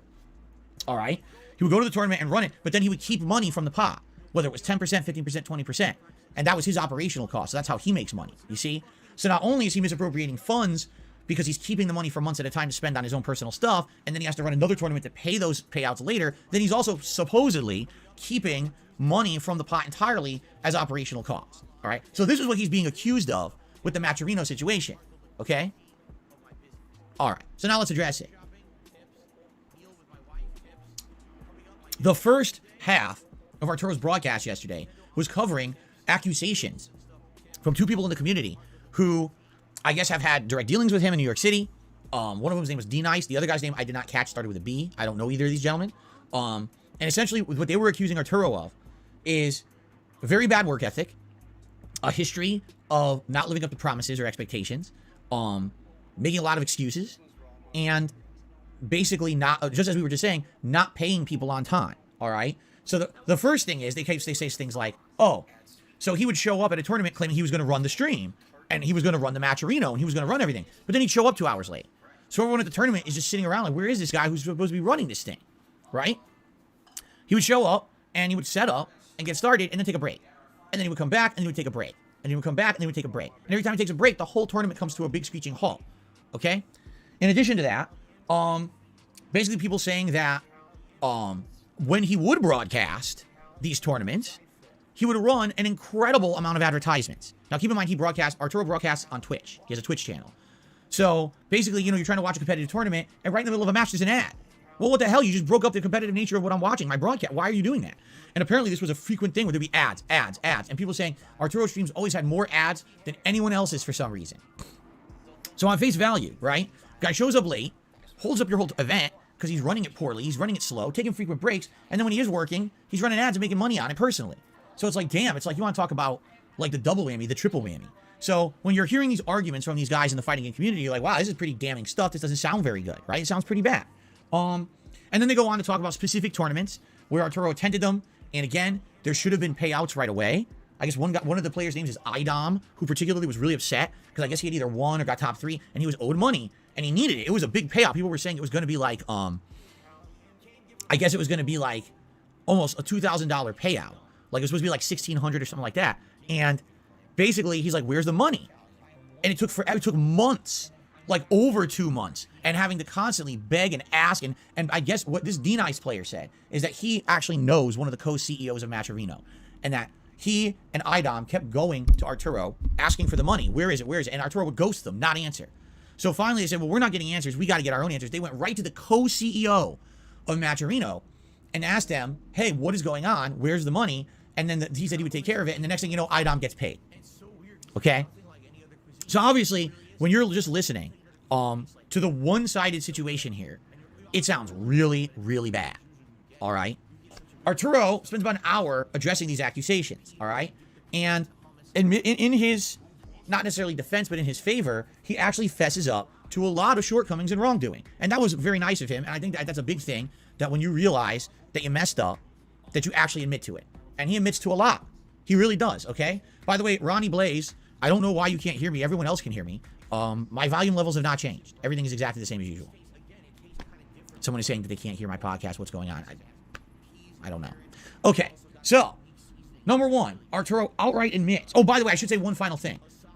These two guys, this D-Nice and the other guy, actually accuse Arturo not only of just misappropriating funds. One of them actually says, what are you, smoking crack? One of them actually says that. Like, basically, they're outright saying, maybe Arturo is like a crack addict, and so he needs the money for his habit, and this is how he operates, and this is why he's sporadic, this is why he's not dependable, okay? Now, before I address Arturo's response, I will say this. Like I said, I've known Arturo for a very long time, and I can tell you the way that he is, the way he talks, his mannerism is very sporadic. Sometimes, not that he stutters, but he tends to speak in an energetic and repetitive way, where sometimes it sounds like maybe, I don't know, maybe he's high on something, right? But he's not. I've known this guy for the longest time. That's just how he is. That's not his fault. And that's not something that I think people should be, I think they're trying to like make fun of him now. Oh, maybe he's on crack, that's why he's like that. No. That's fucked up. I can tell you right now, Arturo Sanchez is not on crack. All right, at least to my knowledge. I don't 100% can't say that, but I've known this guy for a long time. He's not a hardcore drug addict or anything like that. What is he? He's a pothead. All right? A lot of people in the FGC are potheads. A lot of people in life are potheads. He smokes a lot of pot. All right? That I know for a fact. I've outright seen him doing it at tournaments, stinking to high heaven of pot. All right? That doesn't mean that immediately that he's, you're saying that's pretty heavy accusation to say that the guy is basically a crackhead. All right? That's kind of fucked up. And the fact that they would actually say that in a public broadcast where they're making accusations about, you know, he's a bad person because he has bad work ethic and maybe he misappropriates funds, and they say, oh, well, he's on crack. Now, that's where you've kind of gone too far, all right? You can't make that kind of a crazy accusation. So, in my experience, no, I don't think he's on drugs like that. Does he smoke weed? Yes, he does. Outside of that, that's absolutely ludicrous to even say something like that public, and that's kind of messed up that they did that, okay? So Arturo addresses this and basically says, well, here's the deal. My work ethic's bad. I'm a pothead. In the last year, I bit off way more than I could chew. I'm basically taking on way too much responsibility. It's caught up with me. And then just to compound all of that, I'm having these things happen in my personal life in the background that are really affecting me. Like he said, his father's health and things. And, you know, basically he fesses up. He says, I will take full responsibility for my work ethic, and I'll take full responsibility for delayed payouts. This is all on me. I have no excuse for it. There's no explanation for it that exonerates me. I just messed up. And I'm sorry for that, okay? And that, I actually appreciated him saying that, because that means that he's fessing up. He's, you know, he realizes he messed up, and maybe wants to make things better, okay? And that's a good thing, okay? Now, of course, saying one thing and doing the thing are two completely different things. Just because he says he's sorry for bad work ethic, just because he says, sorry, that took me months to pay you guys, doesn't mean that will change in the future. But at least he's fessing up that he messed up. He's acknowledging the mistake. He's apologizing for it. Those are steps to recovery, okay? Good. So basically, he says all of it. Then he says, now listen, some of these other things are ridiculous. He's like, you know, the IDOM situation, admittedly, yes, it was my fault that he didn't get paid right away. But by the time that they had gone to the CEO of Matcherino, I'd already paid IDOM. So it was a situation where it should have already been square, and they went around the system to try to get me fired. So I guess that's what it's saying. There's actually a post that happened a few weeks ago on Twitter. I didn't know what it was about. But Arturo had posted up on Twitter basically saying in 2022, he'd had a lot of people who he thought were friends who turned out to be snakes. And they were trying to stab him in the back and stuff like that. I guess this is what he was referencing. He was referencing that these guys wanted their payout money, weren't getting it, went around him to the CEO, and apparently, you know, put his job in jeopardy. All right? Now, another thing that was happening that we can talk about is the percentile cut. Because a lot of people were accusing him of taking percentage cuts at these tournaments, correct? He explains this. He says, those percentile cuts are always explained. The tournament organizer knows about it. You can see videos on demand here on my Twitch channel where I always talk about these tournaments ahead of time, and I always mention the percentile cut. And I guess also, technically, shouldn't it be, I mean, this is me speculating now. Shouldn't it be the responsibility of Matcherino, the site where all the tournament funds are being contributed to publicly list that? Shouldn't it say, FYI, 20% of the money being thrown to this tournament is being kept by Matcherino for operational costs or whatever, right? Shouldn't that be on Matcherino? That confused me, because it's like, why is it on Arturo to fully disclose and explain the money that essentially Matcherino will keep as a cut of the tournament? That didn't make sense to me, okay?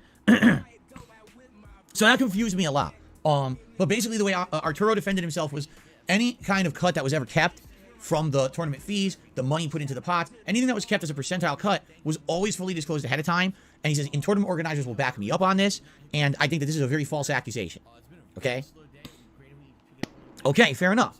So, basically, he ends the first half of the stream basically saying, listen, I feel like these are two guys who are kind of disgruntled. One guy, he says, has always hated him. So he's not surprised that this guy is talking junk about him. The other guy, he considered a friend. And the fact that this guy went around him to almost try to get him fired from Matcherino because of the delayed payouts, he felt was a betrayal. And he basically doesn't really like the guy anymore and feels very, very betrayed and insulted. Okay? Fair enough. So then, he goes on to the second half of this stream, where he says, I want to address the concerns, but man, the chat is full of trolls. And if you take a look at the chat, that screen cap, you got people doing giant penis assy code fucking things on his stream. You got guys, you stole the money, you stole the money, you stole the money. So it really is out of control. I kind of felt bad for him, but it's like, if you were going to do this stream, you probably should have like locked it down a bit to make sure that people couldn't do that. He obviously didn't. He just kind of turned the stream on to thinking he was just going to defend himself open, and it's not going very well. I mean, at this point, for what I don't understand, at one point there were 2,000 viewers on his live stream on Twitch. So how on earth are you going to control that chat? And the answer is you're just not going to, unless you like put it into sub-only mode, which he didn't do. So basically he says, what I'd like to do now is bring on someone who could talk to me on Discord. And instead of me trying to address people in this chat that's out of control, we can have a one-on-one conversation. So he brings on someone whose name is Rob TV. I know absolutely nothing of this person whatsoever. Nothing, okay? Apparently, Arturo trusts him as a friend. He's part of the FGC, and he felt that Rob TV was going to give him a fair shake. All right? So basically, by the way, I said Arturo. Jasper's going in front of the lighting again. I have to be sure that, now Jasper, you be a good boy. You don't attack that lighting today. Don't do it. You can sit back there, but I got the spray bottle if I need it. I don't want to use it. I hope he doesn't attack the lighting. I got to keep an eye on him now. Okay? Okay. Rob TV defeated LTG in episode 1 of that Gamer House and got him kicked off the show. Oh, really? I don't know anything about this guy. My first time ever hearing or learning of him. Okay. So basically, he comes on the show, or on the stream, and starts directly hitting Arturo with the hard-hitting questions. Okay. Arturo, Jasper, he's doing it. Jasper, that's it. Get out of there right now. No attacking my lights. Jasper, don't do it. I'm going to spray you if you attack those lights. You understand? I'm going to leave it right there. It's right here. If you attack those lights, I got to spray you because you're going to get hurt. If he attacks my LED lights, he's going to get hurt. It's electricity. I don't want to do this, but I have to give him negative reinforcement. I don't like doing it, but I have to make sure that he's safe, okay?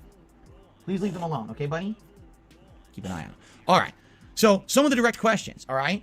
So, how does Matcherino work, and why are there situations where people have found tournaments, where Arturo is shown as being a participant and paying himself for the tournament when he didn't even enter the tournament? Obviously, that's some of the most damning evidence. That doesn't, it doesn't make any logical sense. So, here's how Arturo explains it. Jasper, that's it. Come on. I had to do it. I'm sorry I had to do it, but you can't mess with that light. I feel bad. I gotta keep going with this podcast. Okay, so basically, here's how Arturo explains it. He goes, here's the problem with Matcherino. All right? Everyone. Money, yeah. Money. Oh, money. Yeah. Money. Thank you very much to Black Mage for Super Chat. It says, few things here. First, Phil is such a narc, just blowing up Furby's spot during tournaments like that. Second, Furby was taking an extra 10% off the top just for himself, separate from Matcherino. Yeah, Phil seems to have just kind of skirted over that kind of glaring thing. Maybe I'll bring it up here, who knows, but yeah, Phil... I don't know. Phil loves throwing people under the bus once they're no longer useful to him, so maybe he will start to kind of dig into Arturo more and more as this goes on. Who knows? Basically, here's how Arturo explains it. He goes, here's the problem with Matcherino, all right? Everyone wants Matcherino because the potential to make more money is there. Matcherino has the crowdfunding aspect, right? So everyone wants Matcherino because someone might be watching the tournament and actually submit money to the pot, and all of a sudden the tournament blew up and you're making a lot of money doing it, right? But the problem with Matcherino is that in order to use Matcherino, you have to have an account with it, all right? And people would show up to these tournaments, want to enter. We're talking top players, but they wouldn't have a Matcherino account. And then they would insist we want to play in the tournament, and people, of course, on the stream want them in the tournament, but they don't have a Matcherino account. So if you don't have a Matcherino account, how are you going to pay them out? And the answer is you can't. Now, Arturo outright admits it's a breaking of the Matcherino terms of service to have someone in a tournament who's not registered with a Matcherino account. But apparently this is a absolute frequent thing that happens in the fighting game community because people want every player in the tournament who's known. So, run the tournament. Who cares if they have the Matcherino account or not? We'll figure it out later. But then what ends up happening is a big mess at the end, right? Someone may top 3, top 5, but they don't have a Matcherino account. You can't send them the money. What do you do? So, apparently what Arturo is saying is he would pay himself to his own Matcherino account. So all the money would go to his account. And then he would figure out the information after the fact and then eventually pay out the player, okay?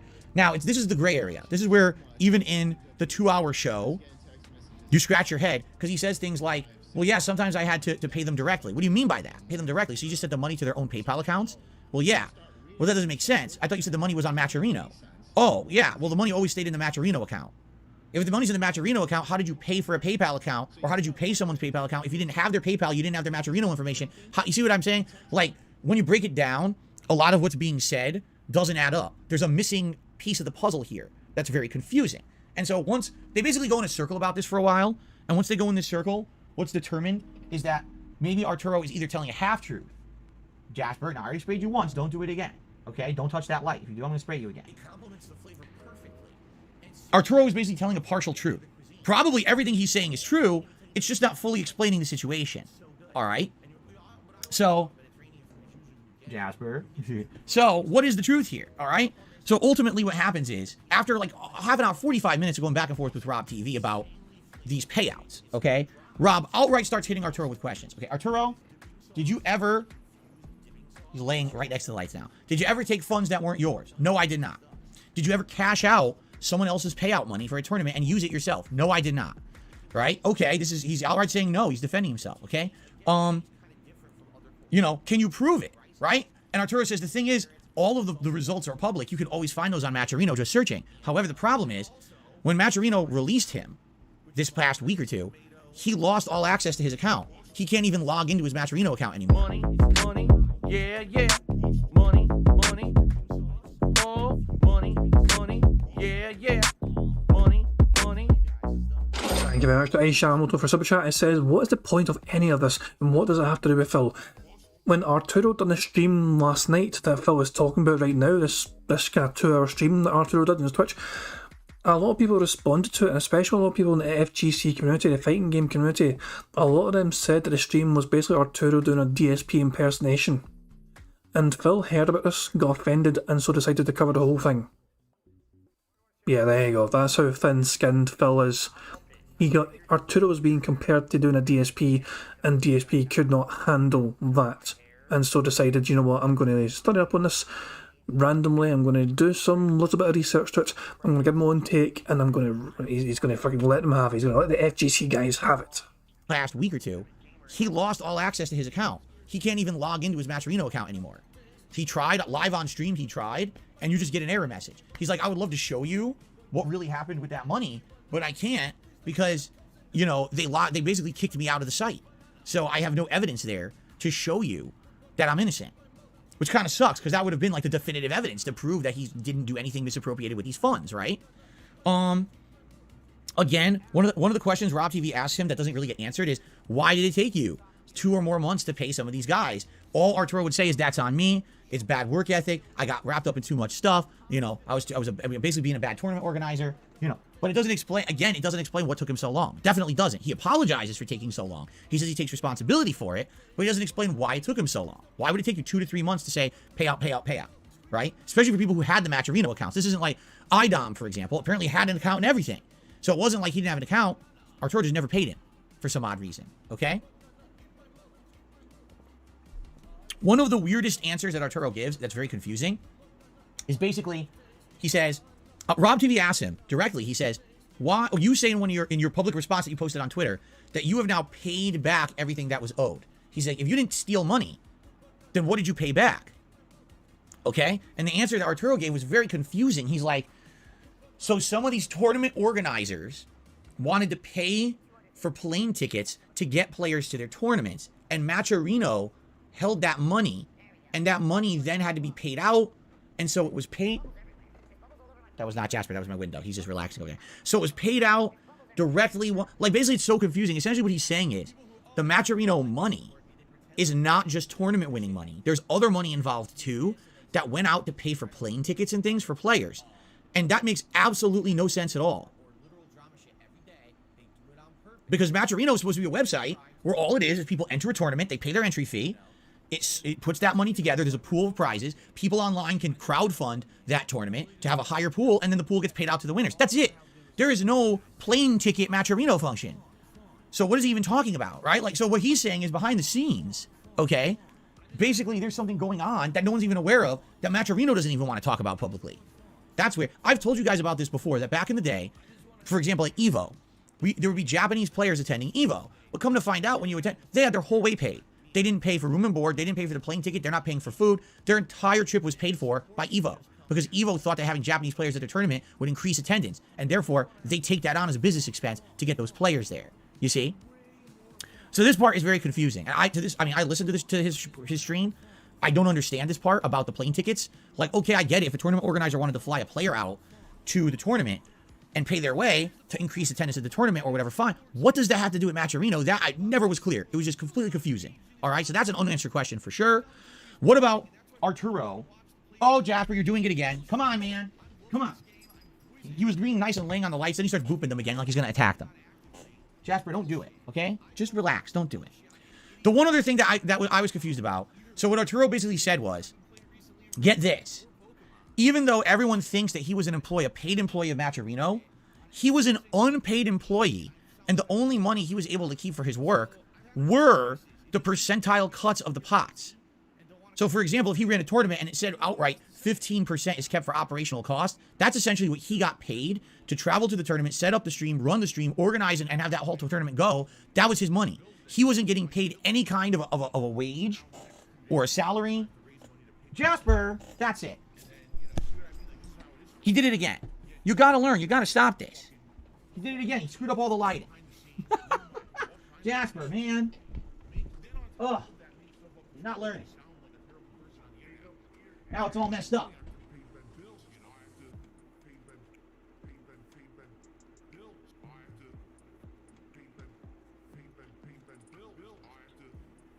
There we go. I fixed it. Okay. Jasper, stop it now. Really, stop it. I don't want to throw you out of the office. You got to stop with the lights. You're going to get hurt. Okay, Money, so. money, yeah, yeah. Money, money. Oh, money, money, yeah, yeah. Money, money. Thank you very much to Black Major Super Chat. It says, man, it's almost like flying from Japan to Vegas can be prohibitively expensive or something. Aye, you'd think so, aye. Well, I got no idea, like, Matcherino, the kind of things they do and how a lot of this thing... Also, it does seem to be quite some shady going on. There is definitely something sus about the whole thing. And, it's bizarre, but yeah, it's one of those things where it's hard to tell. And it's like as well, Phil is paraphrasing everything.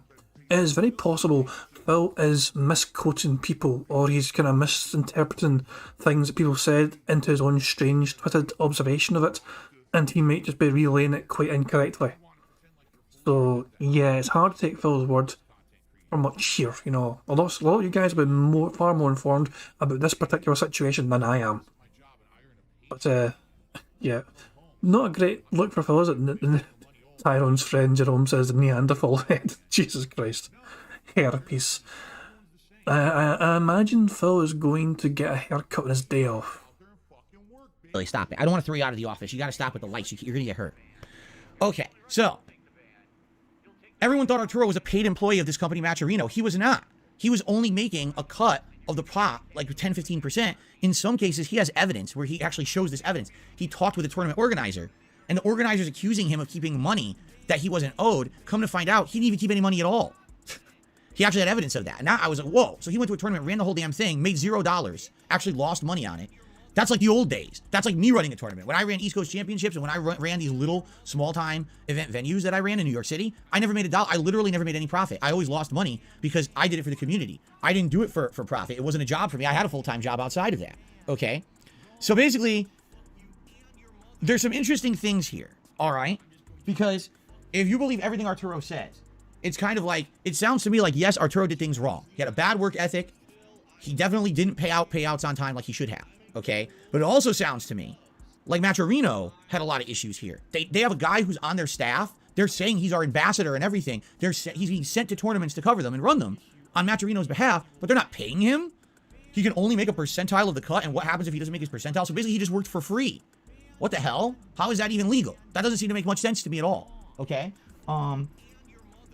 definitely, you know, something's not kosher there. The whole plane ticket aspect of it, I don't understand at all. All right, that really baffles me. I'm scratching my head. I don't get it. And then on top of all of that, you got the situation where basically Arturo is saying he put money into his own name to hold that money in kind of an account, all right, until he would get all the information from the players to pay them. But then there's no actual evidence of that, nor is there any, like, players are saying, no, this is not true. I had a Matcherino account. He just never paid me. So it doesn't make sense. What he does say about that is, apparently, and this is what he says, I don't know if this is true or not, unless you have all the information from all the players at a tournament, you can't even pay out on Matcherino. So let's say you had a tournament with 50 people, but 2 people you don't have their information, you can't pay out.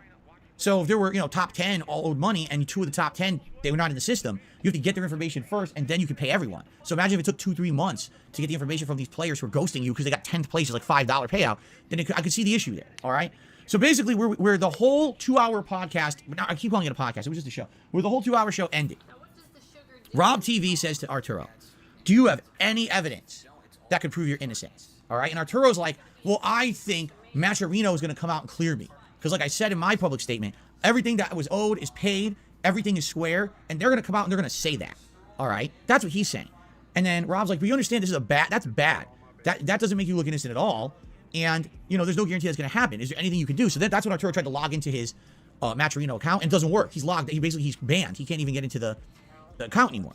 So the last thing Rob TV says is, listen, if you're innocent, right now, show me your PayPal account. Like, literally, right now, open it up and show it. Arturo says, are you crazy? I can't show that on stream. That's personal information. So then Rob says, all right, then don't show it on stream. Just send it to me in the Discord. Let me just see your PayPal account. Allow me to look at your PayPal for 1 month at a time when a tournament was run. And let's say, for example, I can correspond this with Matcherino. So let's say there was a tournament that was held in October and the payouts were supposed to be $500. Let me look at your PayPal account for the month of October and confirm there's no $500 cash out from Matcherino to your PayPal. And as long as it's not there, I'll back you up 100% of the way and I'll say that I believe you. And Arturo says, if we're going to do anything like this, we got to do it behind the scenes. And then Arturo says something that's the most damning of all. I'm out of time. I've got to go. I got to go take care of my family. Nah, I can definitely see why there's so many comparisons. You know, all these comparisons made to DSP. Yeah, it's clear as day why so many people made that comparison. That was not good. You know, I listened to the 2-hour show, and basically when it comes down to the final moments where it looks like Arturo can redeem himself, he says, I can't do that. And by the way, I gotta go. All right. That was probably the worst thing he possibly could have done, in my opinion. That's my take. Some people might disagree. It 1,000,000% makes him look insanely guilty by doing that. Okay. You want my honest opinion? I think it was a panic mode thing. I don't think that that was an indicator that he's guilty. I think that he realized that there was no way he was going to validly defend himself on the show, and he wanted to get it off as soon as possible to stop the pain, to stop the hurt, because anything further that he said was just going to damn him further or make him look worse. All right. So basically, he spent 2 hours trying to defend himself, and I feel like in some cases he did, and in some cases fessing up to his wrongdoings. That was a very good thing. I'm glad he did that. When you say I'm a flawed human, I have shortcomings, I apologize for it, I want to be better, that's leading to growth. And anyone who had an issue with him for his bad work ethic or whatever likely probably heard that and said, all right, you know what? I accept that apology. All right. But the fact that the other issues, right? What is this plane ticket issue? It doesn't seem to be clarified at all, right? He can't show anything to prove that he never cashed out the money from Matcherino and used it himself, right? And then I got to go. I have no more time to discuss this. If you want to talk about it, we'll talk about it behind the scenes. I got to go. That was horrible. That was probably the worst thing he could have possibly done on that stream. Like, he could have said, my house is on fire, I got to go, and it would have been better than what he said, okay? So here's the deal, all right? Here's the deal and why I'm bringing this up. 2 reasons. Because I have been accused of many things over the years. I've been accused of being a thief. I've been accused of being a pedophile. Yes, that's true. I've been accused of scamming people. I've been accused of misappropriation, lying, cheating. Let's keep going. I've been accused of being a horrible content creator. I've been accused of being a terrible person. I've been accused of, I could keep going. I've been accused of pretty much anything you could think of. All right. I think the one thing I've never been accused of is rape. That's good. That's always a good one. I wasn't accused of that. I wasn't accused of murdering anyone. That's a good one, too. All right. Yeah, that's a weird one to say. I've been accused of pretty much anything you could think of. All right. I think the one thing I've never been accused of is rape. That's good. Rape is good. Phil Burnell. Rape. That's good. That's always a good one. I wasn't accused of that. I wasn't accused of murdering anyone. That's a good one, too. All right. But I've been accused of pretty much every other heinous possible thing. All right. And sometimes you can defend yourself. Sometimes you can't. Over the years, in particular last year, all right, I was accused of many things. Excuse me, let me try this again. Last year, some of the things that I've been accused of over the years, I addressed. I actually... Steve wants me to go back further, okay. People, I've been accused... Okay, how about the whole thing again? How about the whole thing? So here's the deal, all right? Here's the deal and why I'm bringing this up. 2 reasons. Because I have been accused of many things over the years. I've been accused of being a thief. I've been accused of being a pedophile. Yes, that's true. I've been accused of scamming people. I've been accused of... I completely missed that the first time. Yes, that's true. Oh my god. Because I have been accused... One more time. ...of many things over the years. I've been accused of being a thief. I've been accused of being a pedophile. Yes, that's true. I've been accused of scamming people. I've been accused of misappropriation, lying, cheating. Let's keep going. I've been accused of being a horrible content creator. I've been accused of being a terrible person.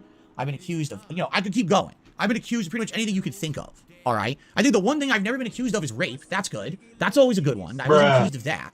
I wasn't accused of murdering anyone. That's a good one, too. All right. But I've been accused of pretty much every other heinous possible thing. All right. And sometimes you can defend yourself. Sometimes you can't. Over the years, in particular last year, all right, I was accused of many things. Excuse me, let me try this again. Last year, some of the things that I've been accused of over the years, I addressed. I actually responded to my Down the Rabbit Hole documentary, and I responded to the John and Howard video about me from 2015, right? And I tried to clear up a lot of the stuff. But the thing is, I admit I did a lot of things wrong in my past, And I'm very sorry for that. And I wish I hadn't done it, but what can you do? You can't go back and fix it. All you can say is you're going to be better in the future, which I'm really trying to be. I'm trying not to be that guy who I was 10 years ago. I'm trying to be, me today, more mature, more caring about others' feelings, being a better person. All right. So in doing that, all right, I feel like I've grown a lot and I'm happy about where my future is. All right. It seems to me like Arturo, sadly, right now is at the point where he is right where I kind of was, where he's being accused of so many things all at once and he doesn't even know which way to look. Right. And that's bad because I've been there. I felt that feeling. You're being accused of so much bullshit. You have so many people on the internet slandering you at once that you just feel like human garbage. Like, how do I ever recover from this? Where do I go from here? Right. And the situation right now is bad. All right. I don't think that it's irreversible or unrecoverable. All right. But here's the problem. And here's why I can give you my unique perspective on it. All right. There have been some things said and done about me over the years that were outright false. All right. And the question is, how do you disprove them? And I'll give you a perfect example of this. Many years ago, someone accused me of having an escort, a paid escort, come here to my home and said that I was pretending that it was a girlfriend that I was involved with. It was not. It was a paid escort. I was flying in from Europe. And this escort was, being paid top dollar. And all the money I was making on streams and raising from my viewers was basically paying for an actual escort. All right. And that this went on for a series of months. And everyone believed it. The whole internet was all over it. Phil pays for an escort. Wow, he's a scumbag. I want to kind of make it perfectly clear. Not everybody believed it. Quite a few were skeptical. A lot of people were enjoying the show it was creating. A lot of people were enjoying it. But also quite a good few people did not fully believe it. Personally, it's one of those things where I thought, for me anyway, I thought it was believable, but at the same time it seemed unbelievable. Some of the things that they came out with, it was quite bizarre. I actually spoke to this bloody scammer or this fake ass. I spoke to them on Twitter before, and there's a couple of strange things I remember seeing as well. Like they're old, it's like their pictures apart, right? Some old ones contain like these like family pictures, like their wee fucking some wee boy in it. I was like, why is there like a wee picture? If this is like your escort saga stuff, why is there a picture of like this young child? And I was like, that isn't meant to be there. It was very weird. I remember that kind of thing. So yeah, as fun as it was to believe it, it almost seemed too good to be true, and in the end it was. And also keep in mind as well, it was detractors, TV farms, that uncovered the truth and exposed it as a catfishing scam from like Belgium or something. He scams his fans, he does this and that, he's lying about, where his money goes and stuff like that, okay? Come to find out, not only was the entire story false, but years later I declared bankruptcy. And when I declared my bankruptcy, you actually saw I was in dire financial straits. Everything that I had said in 2017, 2018 was 100% true about my financial state. The money, never went to an escort or anything like that. Basically, I was exonerated of any of that, okay? Only because it was proven that the whole escort thing was bullshit made up. The bankruptcy papers didn't exonerate you of anything, pal. You've still to somehow explain to everyone why you have $5,000 a month in business expenses. You've never once proven that whatsoever. By a bunch of scammers in Europe. They had done this to many other people before. What they would do is fabricate a person, try to blackmail and extort someone, and get money from them. Now, I didn't realize this at the time, but they had actually tried to contact me and extort me. They had sent me a series of emails and texts, basically saying, if you want all this to go away, send us money. But it was all spam shit, and I blocked it all, so I didn't even know I had it until much later. When their identities were revealed, I started searching, and I actually found they had been trying to extort me. All right? I wouldn't give a fuck. I would have ignored it anyway. So anyway, this is what I mean. This is a perfect example. All this horrible thing said about me. Now, what was I supposed to actually do to defend myself against that?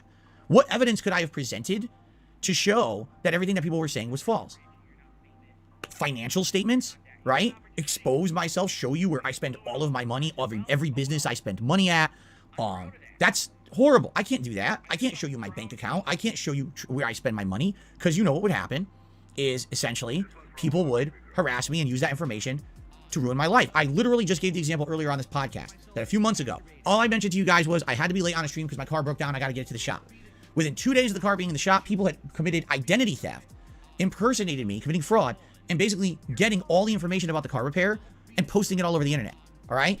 And that was just from me just saying, hey, I got my car's in the shop. That was literally it. Now imagine if I showed you a bank account. Imagine if, like I said, I opened my phone and I showed you all the apps or an account name on my phone.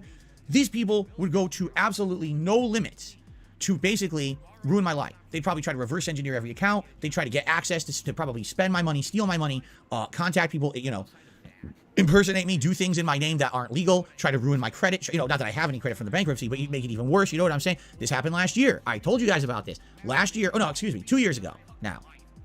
I forget because I think it's 2023 now. I gotta say 2 years ago. 2 years ago, someone got unauthorized access to one of my accounts. Sadly, they used that to kind of piggyback into other accounts. Once they had all that access, they started doing a bunch of fucked up stuff with my money. They were trying to make payments that money I didn't have. I got hit with monstrous overdraft fees. I got hit with all kinds of negative shit. All my fucking agreements and finances got screwed up and I had to cancel and restart everything.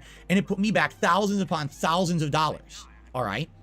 So in a situation like the escort, in a situation like today where I get accused of nonsense with mobile games, anything that I would try to prove to you guys, all right, would just result in something even worse for me. Right now, I have a bad reputation on the internet for shit that's not proven.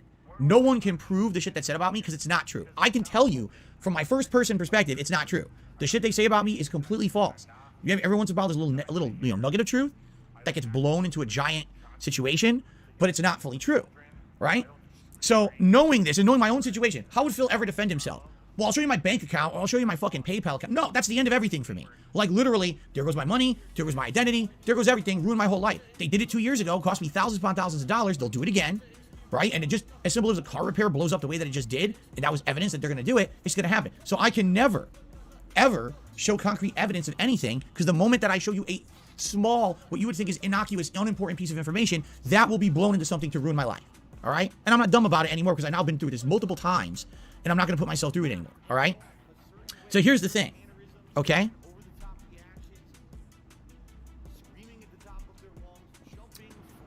When it comes to Arturo, he's being accused of a lot of things. And after a 2-hour show last night, essentially what it comes down to is the only way this man can defend himself is for, number one, Matcherino to change their story. Number two, for him to show his Matcherino account stats to show he never cashed out and spent any money. And number three, to show his PayPal account to show he never cashed out and spent any money. Number one, Matcherino will never do that. I know from personal experience, when a company decides you're going to be the scapegoat, you're going to be the whipping boy, you're going to be the one that they're blaming for something wrong, you're done. Matcherino already made their public statement and said, Arturo's no longer with us. There was misappropriation of funds. Money, yeah, yeah. Money, money. Oh, money, money. Yeah, yeah. Money, money. Thank you very much, Elena Guardian, for Super Chat. It says, this is nothing but a grievance of a beggar. Pretty much, yeah. This is just Phil trying to... He's making something about someone else all about him, as usual. Made their public statement and said, Arturo's no longer with us. There was misappropriation of funds. We apologize to anyone affected. We hope he'll say his piece publicly later. And that's it. That's where they left it. You're never going to see Matcherino say anything different. That's going to be their end-all, be-all statement, and they're never going to change that. So he's asked out. It's funny because in this 2-hour show he put out yesterday, he's just insistent that Matcherino is going to come out and clear his name, and they're going to say that everything is fine. They're not going to do that. That's very, very, very, very, very much unrealistic. They have no incentive to do that. From everyone's perspective, they're in the clear. It's all on Arturo right now. Why would they say a further statement about it? Even if all that was true and he was exonerated, they're still not going to say anything. They don't care. From a company perspective, to say anything further makes them look like they did something wrong. There's absolutely positively no way they're going to put their company in the line of fire and be liable. Therefore, that statement will never happen. I would be shocked. My jaw would hit the fucking floor if Matcherino came out and said, hey, we actually were kind of wrong about this. Arturo's a good guy. I don't think that's ever going to happen. I think what's done is done there. Arturo already showed on his show yesterday he can't log into the Matcherino account anymore. Therefore, he cannot show evidence that he kept all monies in that account and never cashed it out for personal use. Right? Like literally the only thing Arturo could ever do to defend himself would be to show his PayPal account. But I can tell you 1,000,000% that would be the worst thing he could ever do. That would be the beginning of the end for him. Even if he is, for the rest of his life, banned from the fighting game community. Because one thing I didn't mention is that when Matcherino basically made that post and kicked him out, okay, other tournaments organizers like East Coast Throwdown and other tournaments started posting up. As a result of Arturo's ban from Matcherino, we're banning him from this tournament forever. He's not welcome here. So essentially what's happening is he's getting blacklisted from the community. Yeah, yeah. Money, money. Oh, money, money. Yeah, yeah. Money, money. Thank you very much to Pam Solo for Super Chat. It says, when you're relating to the scammer, you're on the wrong side. It's a very good fucking point, actually. It's a very good fucking point. Phil started off by saying, oh, it looks like he's running a Ponzi scheme of sorts. But obviously he has sympathy to an extent for him. And it's hard to tell where Phil stands with this. Do you think Phil believes Arturo here? he's still not made it clear, in my opinion, how he feels on whether he thinks there was fraud or not. Motion up says birds are feather, exactly. Him from this tournament forever. He's not welcome here. So essentially, Money, yeah, yeah. Money, money. Oh, money, money. Yeah, yeah. Money, money. Thank you very much to Barrett Bill. So Super Chat says, does Phil think the banker who embezzles money will still have login credentials if the bank catches wind of their actions? Yeah, not only that, Phil was all full of praise for Arturo for admitting to like some of his shortcomings, but the thing is, though, he didn't really admit to it. It's not as if he's like fessing up before the accusations were made. If Arturo had come out before any accusations were made whatsoever and said, by the way guys, I need some help, I'm in over head, that would be one thing. You know what I mean? But he waited until all the shit was piled on top of him. He waited until everything started to happen at once. And all of a sudden, he's like, oh yeah, by the way, I dropped the ball. And Phil's like, oh wow, he's admitting to his faults. Well, everyone's shitting all over him and accusing him of all sorts of things.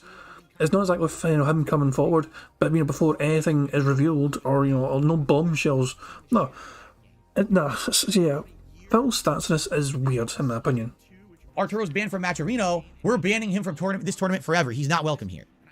So essentially what's happening is he's getting blacklisted from the community as a result of this, okay? And the funny part is when you hear Arturo's side of the story and you say, I was never a paid employee of Matcherino to begin with. So for them to say that they're releasing me doesn't really make sense. They never paid me anything. All I got was a cut of the tournaments I ran. So, that's kind of messed up, the way that they say, because if you read their statement, it makes it sound like he's an employee or whatever. And he's not. He never was, apparently, okay? So all that being said, all right, is there a way for Arturo to really defend himself at this point? I don't know. From everything that I know of the situation, from this 2-hour show, I think that if he were to say, I'm going to open my PayPal and show you shit, no. Because here's the thing. Any information that came out of that would immediately use to ruin his life. There's already people out there who now hate his guts. They want to see Arturo crash and burn. He is now the red-hot target focus of the fighting game community, of the guy to be hated. He's the new... And so Phil is naturally... Isn't I'm saying that Phil relates so much to Arturo in a situation, and how can Arturo prove his innocence? Well, he can't, not unless he gives someone his PayPal details and shows the transactions that have been happening. So, I'm fed up of saying this story time and time again. Phil tried to claim, they got into my fucking bank account details, they got into several different accounts, they tried to do all sorts of things behind the scenes to show off. We know exactly what happened here. We know precisely what happened. So, this was reverse engineering, reverse social engineering or whatever. Is it illegal? It is, aye. And there's a fucking guy called Booth on Kiwi Farms years and years ago. He did it on the 19th of September 2021, I believe, or something like that. 18th, 19th September 2021. He revealed on Kiwi Farms, by the way, Phil's only got, Phil's fucking overdrafted in his account or something, or he's only got... He was able to tell exactly how much Phil had in his account, and most people are obviously just saying, aye, right, fucking prove it. And so he did prove it. He proved the details of how to get access to Phil's account information. He provided details of the phone, so you call up Bank of America, you can find out all the debits and credits for Phil's bank account. And so that's what people did. So many different detractors, so many of them, called up Bank of America's phone number, an automated fucking robot lady telling you, and also put your details in so you can find out the transactional, account information, like, all these debits, all these credits, all this historical information. And that is the information you hear when you're watching DSP's top 10, Secret Limited, his top 10 video, and the Bank Leaks was on there. That's that robot lady's voice you're hearing, the Bank of America one. It is impossible for multiple different detractors who have nothing to do with one another, other than disliking Phil. Several different detractors on Kiwi Farms who have no relation to one another aside from just shitting on Phil, all were able to access this fucking number, this account, and find out these details specifically. It is impossible for just one person, obviously. Phil's claim is one person made up everything you've seen on screen in front of you. Every single thing on here, according to Phil Bonnell, has been fabricated and made up. It's false. Phil claims this is all made up. Everything. Every single fucking detail, every transaction, every single fucking thing. Phil says this was all fake. Every single one. This was automatically generated from the details when people called up Bank of America. So I've explained this several times before, people recorded the phone calls on YouTube. The robot lady was reading out all these information. The very first one, for example, was $2.39 debit from PayPal. Just okay, then the robot lady would say that. So, what they did on Kiwi Farms, right? So, They recorded the phone calls. Robot Lady, voice was recorded in phone calls. You use the transcript service, so YouTube videos have a thing where you can take a transcript of it. It won't have it on this fucking live DSP stream, but if you go to any of fucking Phil's videos have transcripts. Good evening. Shut the fuck up, Phil. Click the dots, show transcript, and there you go. So Robot Lady would basically have, you've now got a text information, a text source of all the things in that call. So people would record their phone call with Bank of America, for Phil's account information, and all of a sudden you've got a big, because they have like some kind of private video, unless it's YouTube video or whatever, they would have a transcript of it. And so from there they then transfer that to a spreadsheet. Kosher Dill on Kiwi Farms made up a whole entire spreadsheet full of debits and another one full of credits using this information. It went back 18 whole months. Exactly, you can use Control F to find whatever you want.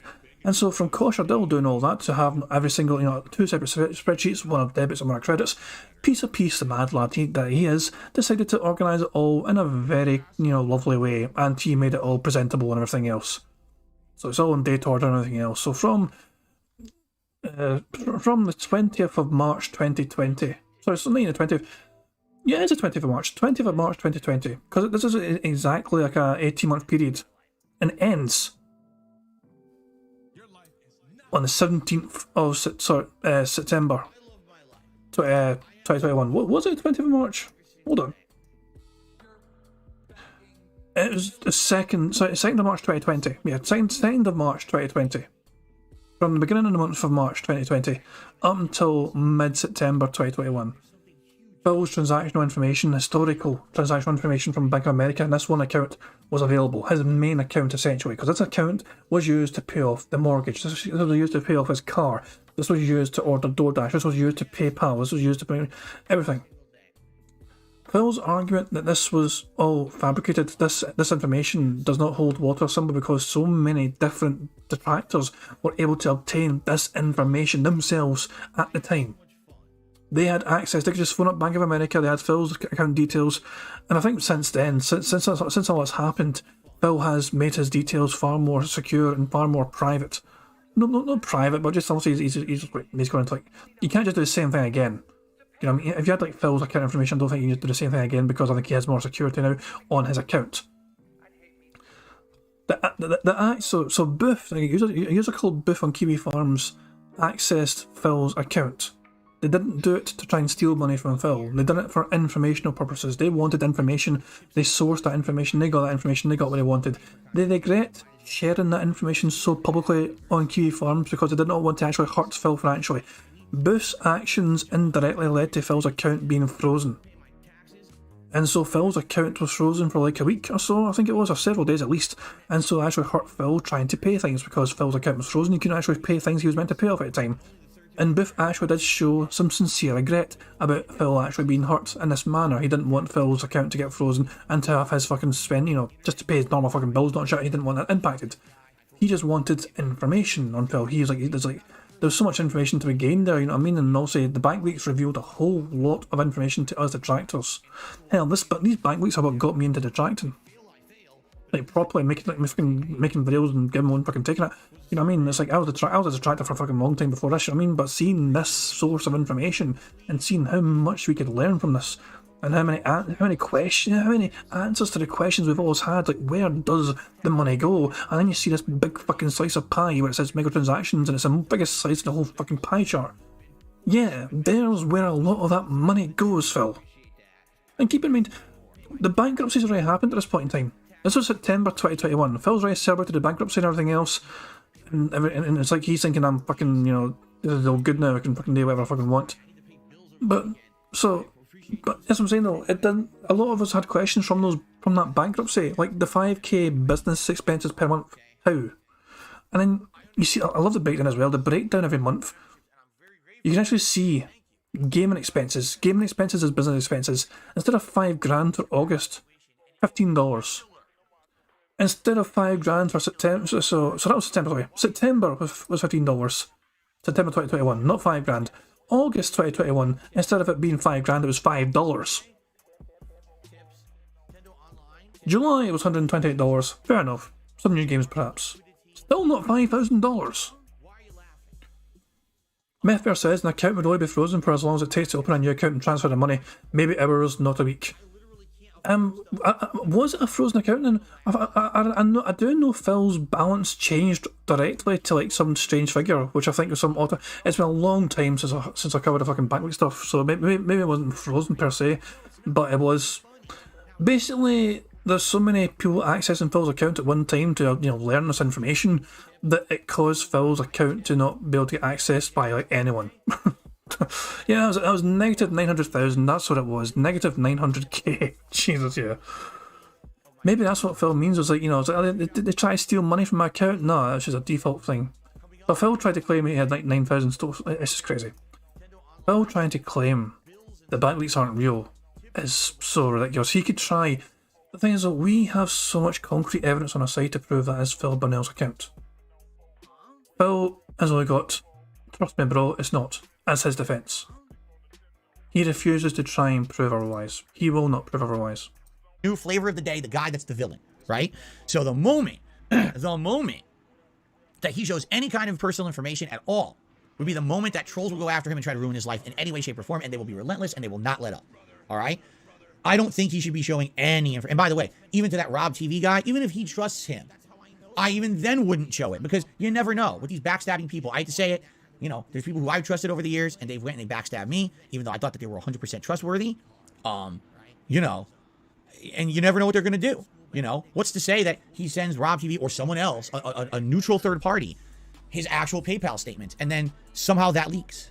Even if but if they get hacked, right? Or something, who knows? But the point is, he's putting himself at further personal risk, right? So Arturo is kind of in a situation like I am, all right? Because he's accused of wrongdoing. Supposedly there's evidence from Matcherino, but Matcherino hasn't provided any evidence. All they said is he did it, and that's why he's not with us anymore, okay? You got other people coming out saying this has happened, but he's unable to defend himself, all right? It's a fucked up situation. So why in the holy hell am I bringing this up on my podcast today? Because I've noticed multiple people in the fighting game community, again, so a community that I don't really care about, I'm not a part of. Wow, Arturo really DSP'd himself. The Arturo... for Phil to not care about his community anymore, he'd committed a whole entire podcast, essentially, to talking about them. Arturo used the DSP defense last night on his stream. Wow, that's wait, what?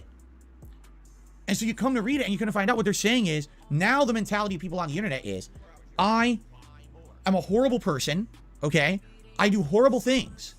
And when people call me out and ask me to defend myself, all I say is, I refuse to defend myself. What do you mean now that's a fucking perception, Phil? You've always been seen that way, you daft cunt.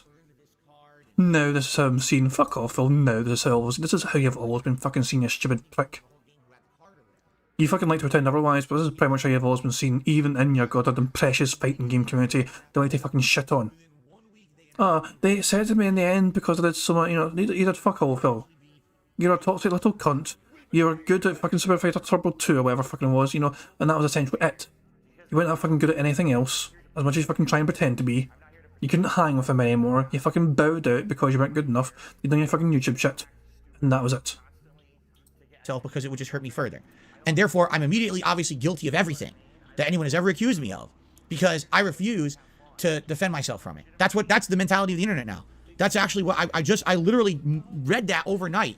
People having these conversations about it on Twitter. Wait, DSP, how is this related to DSP? Oh, well, DSP is accused of this and this and this, and, he says he's going to defend himself, then he doesn't, he claims he can't, and so it's just the worst defense because everyone knows that it's like, wait a minute, whoa, fucking whoa. Just because someone is fucking accused of something does not make them guilty. We live in a society, and I'm the Joker, we live in a society where you are innocent until proven fucking guilty. I don't care about your internet pussy shit, because that's all it is. You're a pussy. You're someone on the internet who likes to sit there and talk shit about someone because you're protected from any kind of repercussions, because you sit behind your Twitter account, because you sit behind your YouTube account. You're a pussy, all right? You're not a real man because you can say shit about someone like that on the internet. You're a coward, all right? You notice these people don't come to me. They say this shit on their own. Oh, whenever I go to you, you fucking are too scared to fucking respond. I've gone directly to the fucking source several fucking times, pal. You're fucking too much of a shite bag to even fucking bother responding. Which is just kind of rude on your part, But there you fucking go. You are fucking holed up in your fucking little snort fort 6 days of the goddamn week. Whenever you go out, you're fucking always looking at your goddamn shoulder, terrified of someone recognising you, someone noticing you, pointing to you and going, hey, it's a guy. And what the fuck is he doing dragging around that whale? Wait a second, that's actually another fucking person. Oh my god, is that Cat? If that's DSP, it must be Cat. I'll be fucking just freaking the fuck out. It's one of those things. Keep in mind, he has disclosed where he is going to be on, tomorrow on his day off. He's going to return Amazon products. If anyone wanted to annoy him in person, you know where he's going to be. Roughly the same, I'm saying, it's crazy. He has opened himself up to ridicule, public ridicule. These kind of things. He runs his mouth about, oh, people don't come to me. People don't come to me. Don't come to me about it. They're fucking too much of a fucking shite bag. They're too much of a fucking coward. If somebody comes up to him in person and says these things, he's going to fucking shite himself.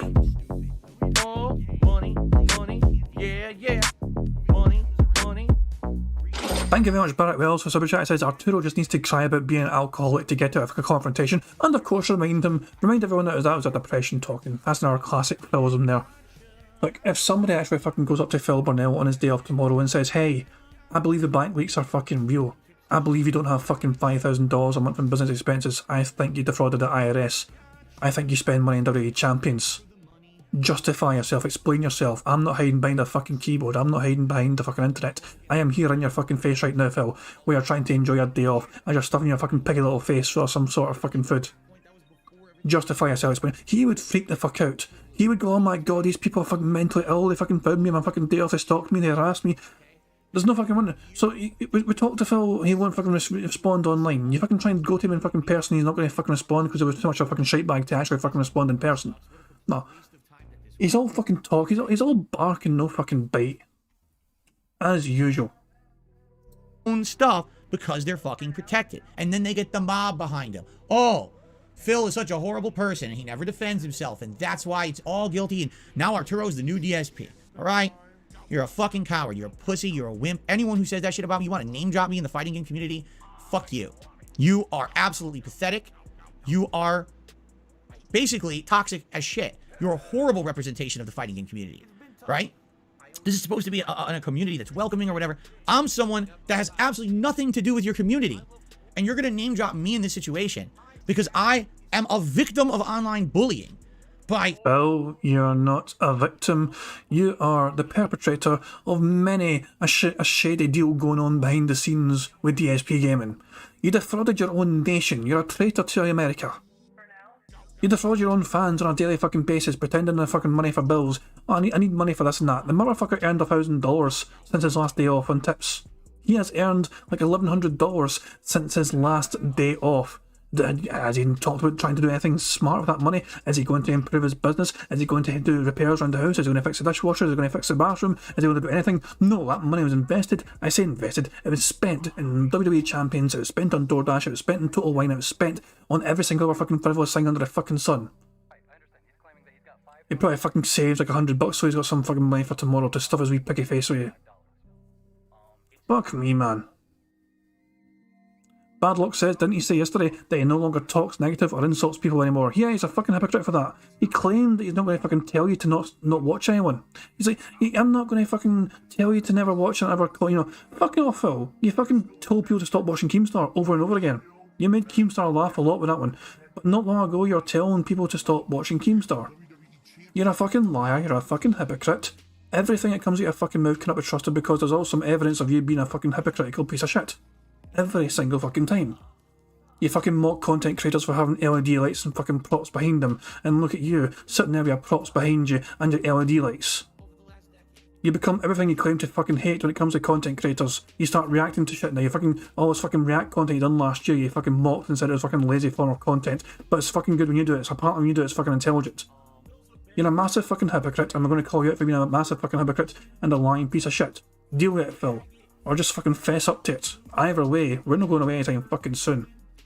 Thousands of people on a daily basis, and because I refuse to open up my fucking bank account or my PayPal account and expose myself to further... This happened 2 years ago. 2 years ago. People got unauthorized access to certain accounts of mine, which then resulted in thousands of dollars of loss for me. It put me in a ruin for a while.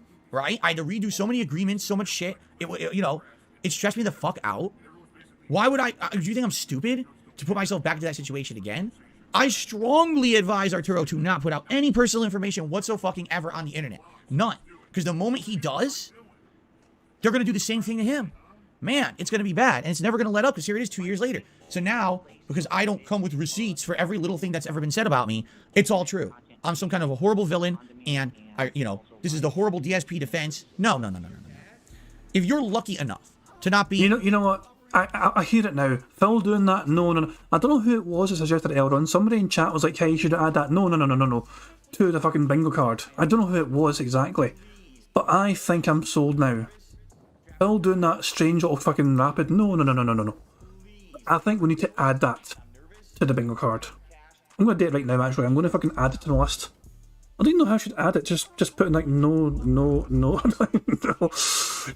I'm not going to add yes like fucking Jim from fucking Vicar W. No. Yes. I'm not going to fucking do that. Oh fuck! I think Nasty Fripples I think was actually making like a C reference, not fucking yes. Jesus Christ! There's me making a fucking random obscure Vicar W reference that most of the chat won't fucking understand. Rapid fire no is a good way to suggest. Okay. Turbo Nose. I'm just going to call him Turbo Nose. Fuck it. Turbo Nose. Turbo Nose are fucking short, what to say. So I'm just going to save it. Hold on. So that will get added from future bingos when Phil returns from his day off. Yeah, Steve did. I was talking about... See, somebody said I should add yes. I thought they were saying I should add yes to it. So I was like, no, yes. And I immediately thinking of like a Dibley. With that character Jim, we just stuttered all the time, said no, yes. But they're actually saying you see, so no, you see. But in my dumb ass head, I was thinking Vicar W. Great wee show, by the way. If you've never seen Vicar W, great wee show. Random fucking obscure British television sitcom reference for you, but there you go. So, Phil, go on, explain some more to us. This is the horrible DSP defense. No. If you're lucky enough to not be in this situation online, I envy you. I do. All right? I was making content at a time when no one had any guidelines on how to do it. No one had any instruction manual on how to do it properly. I said a lot of stupid shit. I got in trouble for it. People hated me for it over the years, and I became the whipping boy of the internet. And to this day, I still believe that's why so many people hate me, is because that mentality of just a meme and hate on DSP continues. It continues in the fighting game community. It continues on YouTube as a whole. That, because when you really look down at it, and you come onto my stream or you watch my content, right? What did Phil do wrong today? What did Phil do wrong 10 years ago? Oh, he was racist and he was sexist and he did... I mean, what did Phil do wrong today? I can tell you a couple of things straight away. He just basically said, yes, that is true to him being a paedophile. That's quite fucking sus right there. It's like, people call me a pedophile. Yes, that is true. Like, wait, what? You're going to fucking just move on so fucking fast from that and just accept it? Okay, that's fucking shady shit going on there. Jesus fucking Christ, man.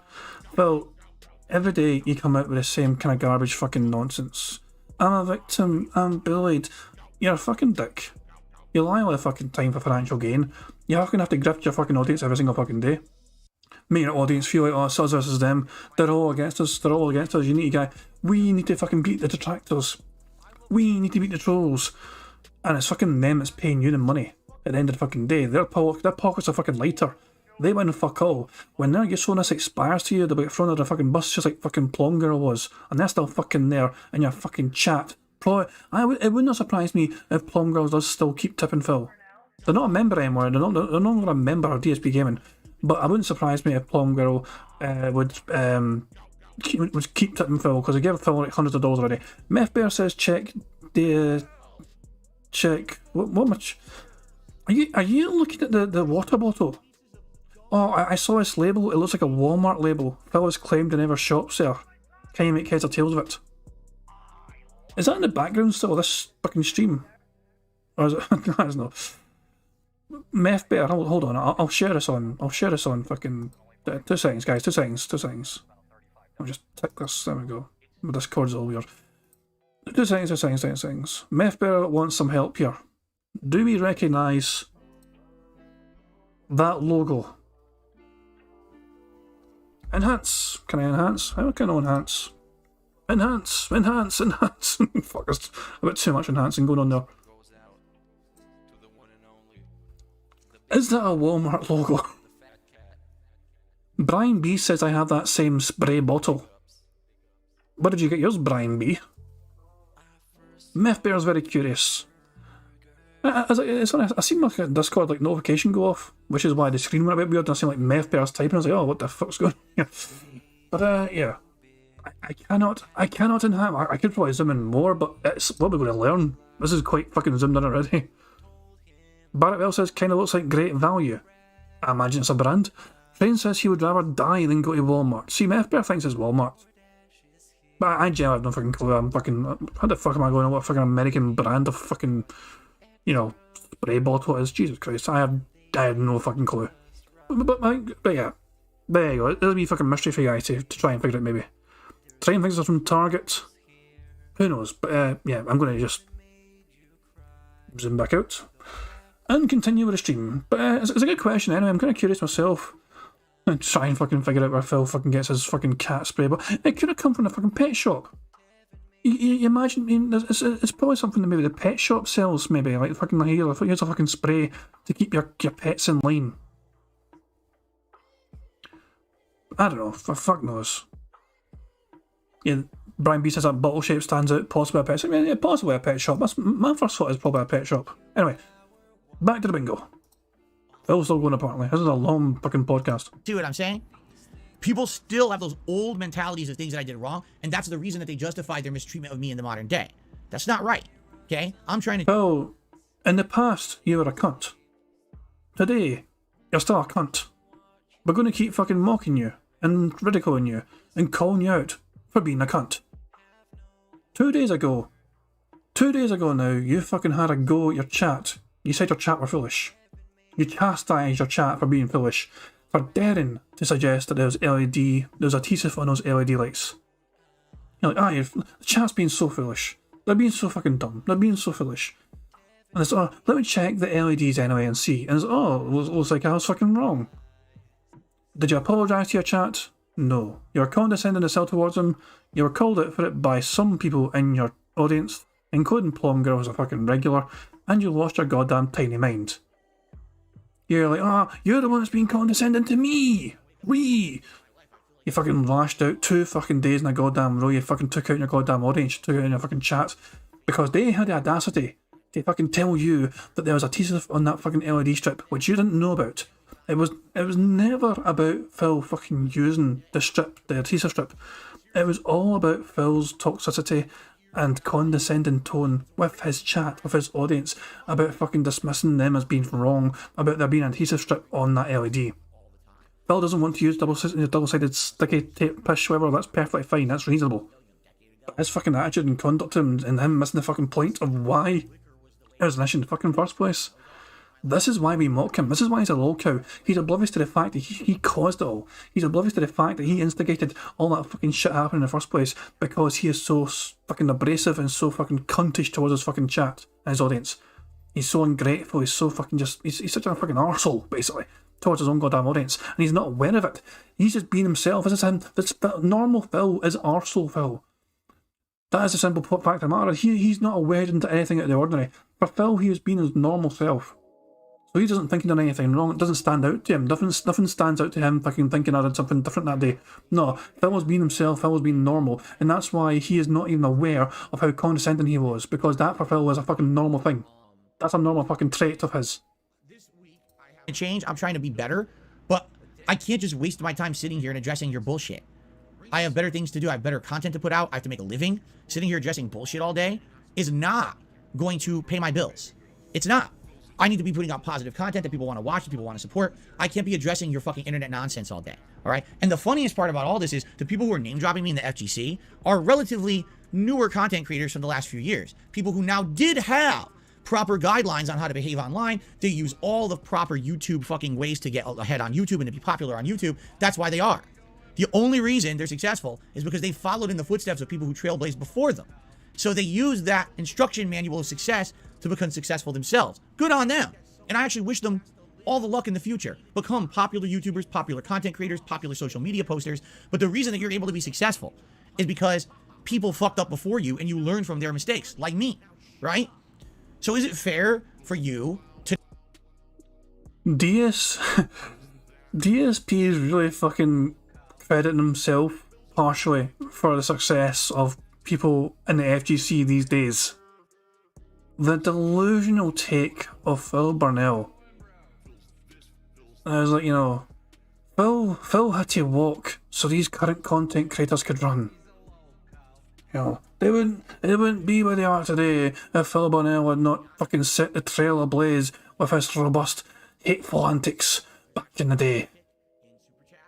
This is just fucking delusional as all fucking hell, man. Phil, you were never that fucking important in the fucking first place when it came to the fucking FGC. You were a fucking blip in the goddamn radar. You were a toxic piece of shit. You didn't really do much to make a fucking impact in much at all. Apart from one fucking game, you were 70s and that was it. The FGC moved on, new games came out, new fighting games came out, but you fucking kept your head stuck firm on the fucking past. Street Fighter 3 and Street Fighter 4 comes out and fucking you're still at place to fucking Turbo 2 and all that shit. Fuck off, Phil. Get with the fucking times, adapt, thrive, or fucking move on.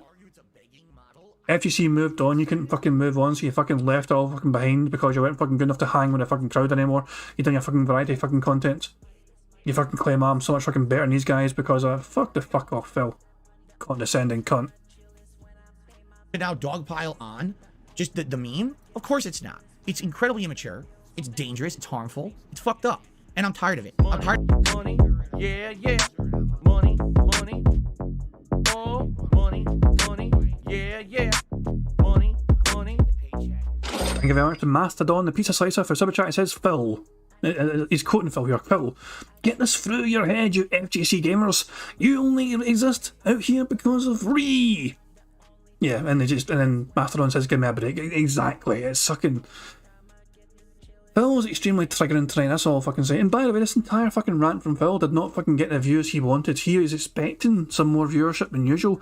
He has not gone over 350 as far as I'm aware. Right now he's at 341 viewers right now. And I assume the podcast is still going. Is he still fucking ranting and raving about this fucking shit? No, he's in Pokemon. Within the last like 5 minutes or so he started Pokemon. We still have, Jesus Christ, we have like fucking 20 minutes to go. I'm going 1.5, I don't care. I'm going 1.5 speed. It's not. It's incredibly immature. It's dangerous. It's harmful. It's fucked up.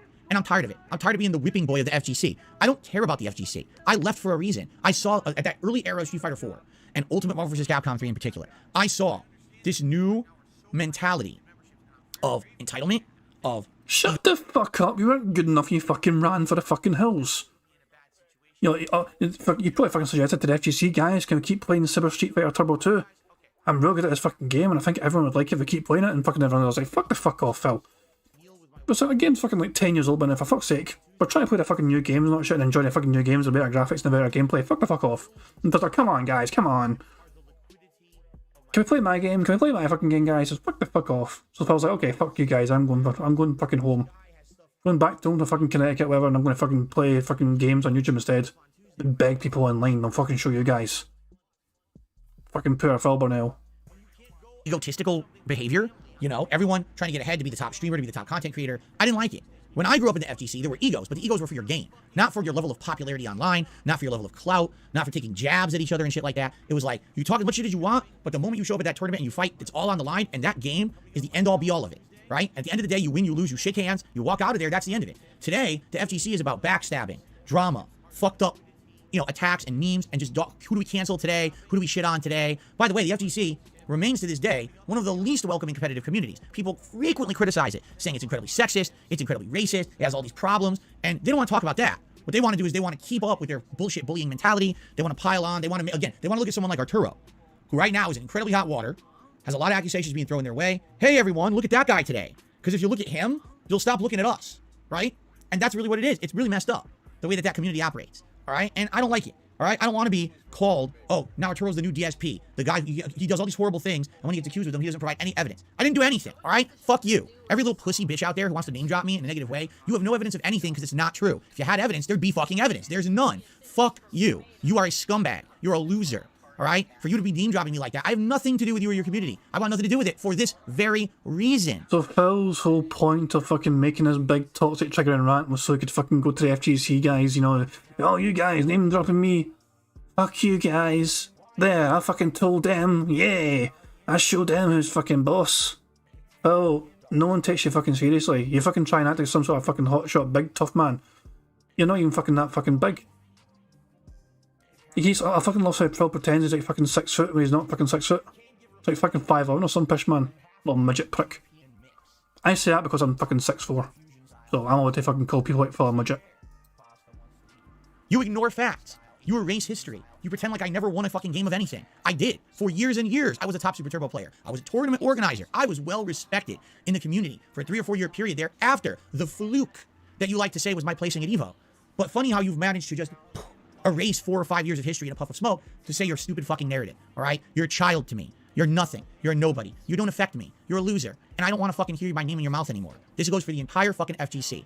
Leave DSP out of your mouth, because I don't want anything to do with you. When I cover Street Fighter 6, I very well may be playing some of you online. I don't care. I don't want to hear about, I beat DSP and he sucks and blah, blah, blah. Shut the fuck up.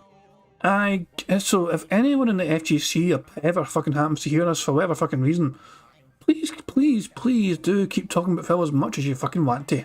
If this causes this sort of assault from Phil, then please continue to fucking shit talk this toxic little thin-skinned little bitch boy as much as your heart's desire.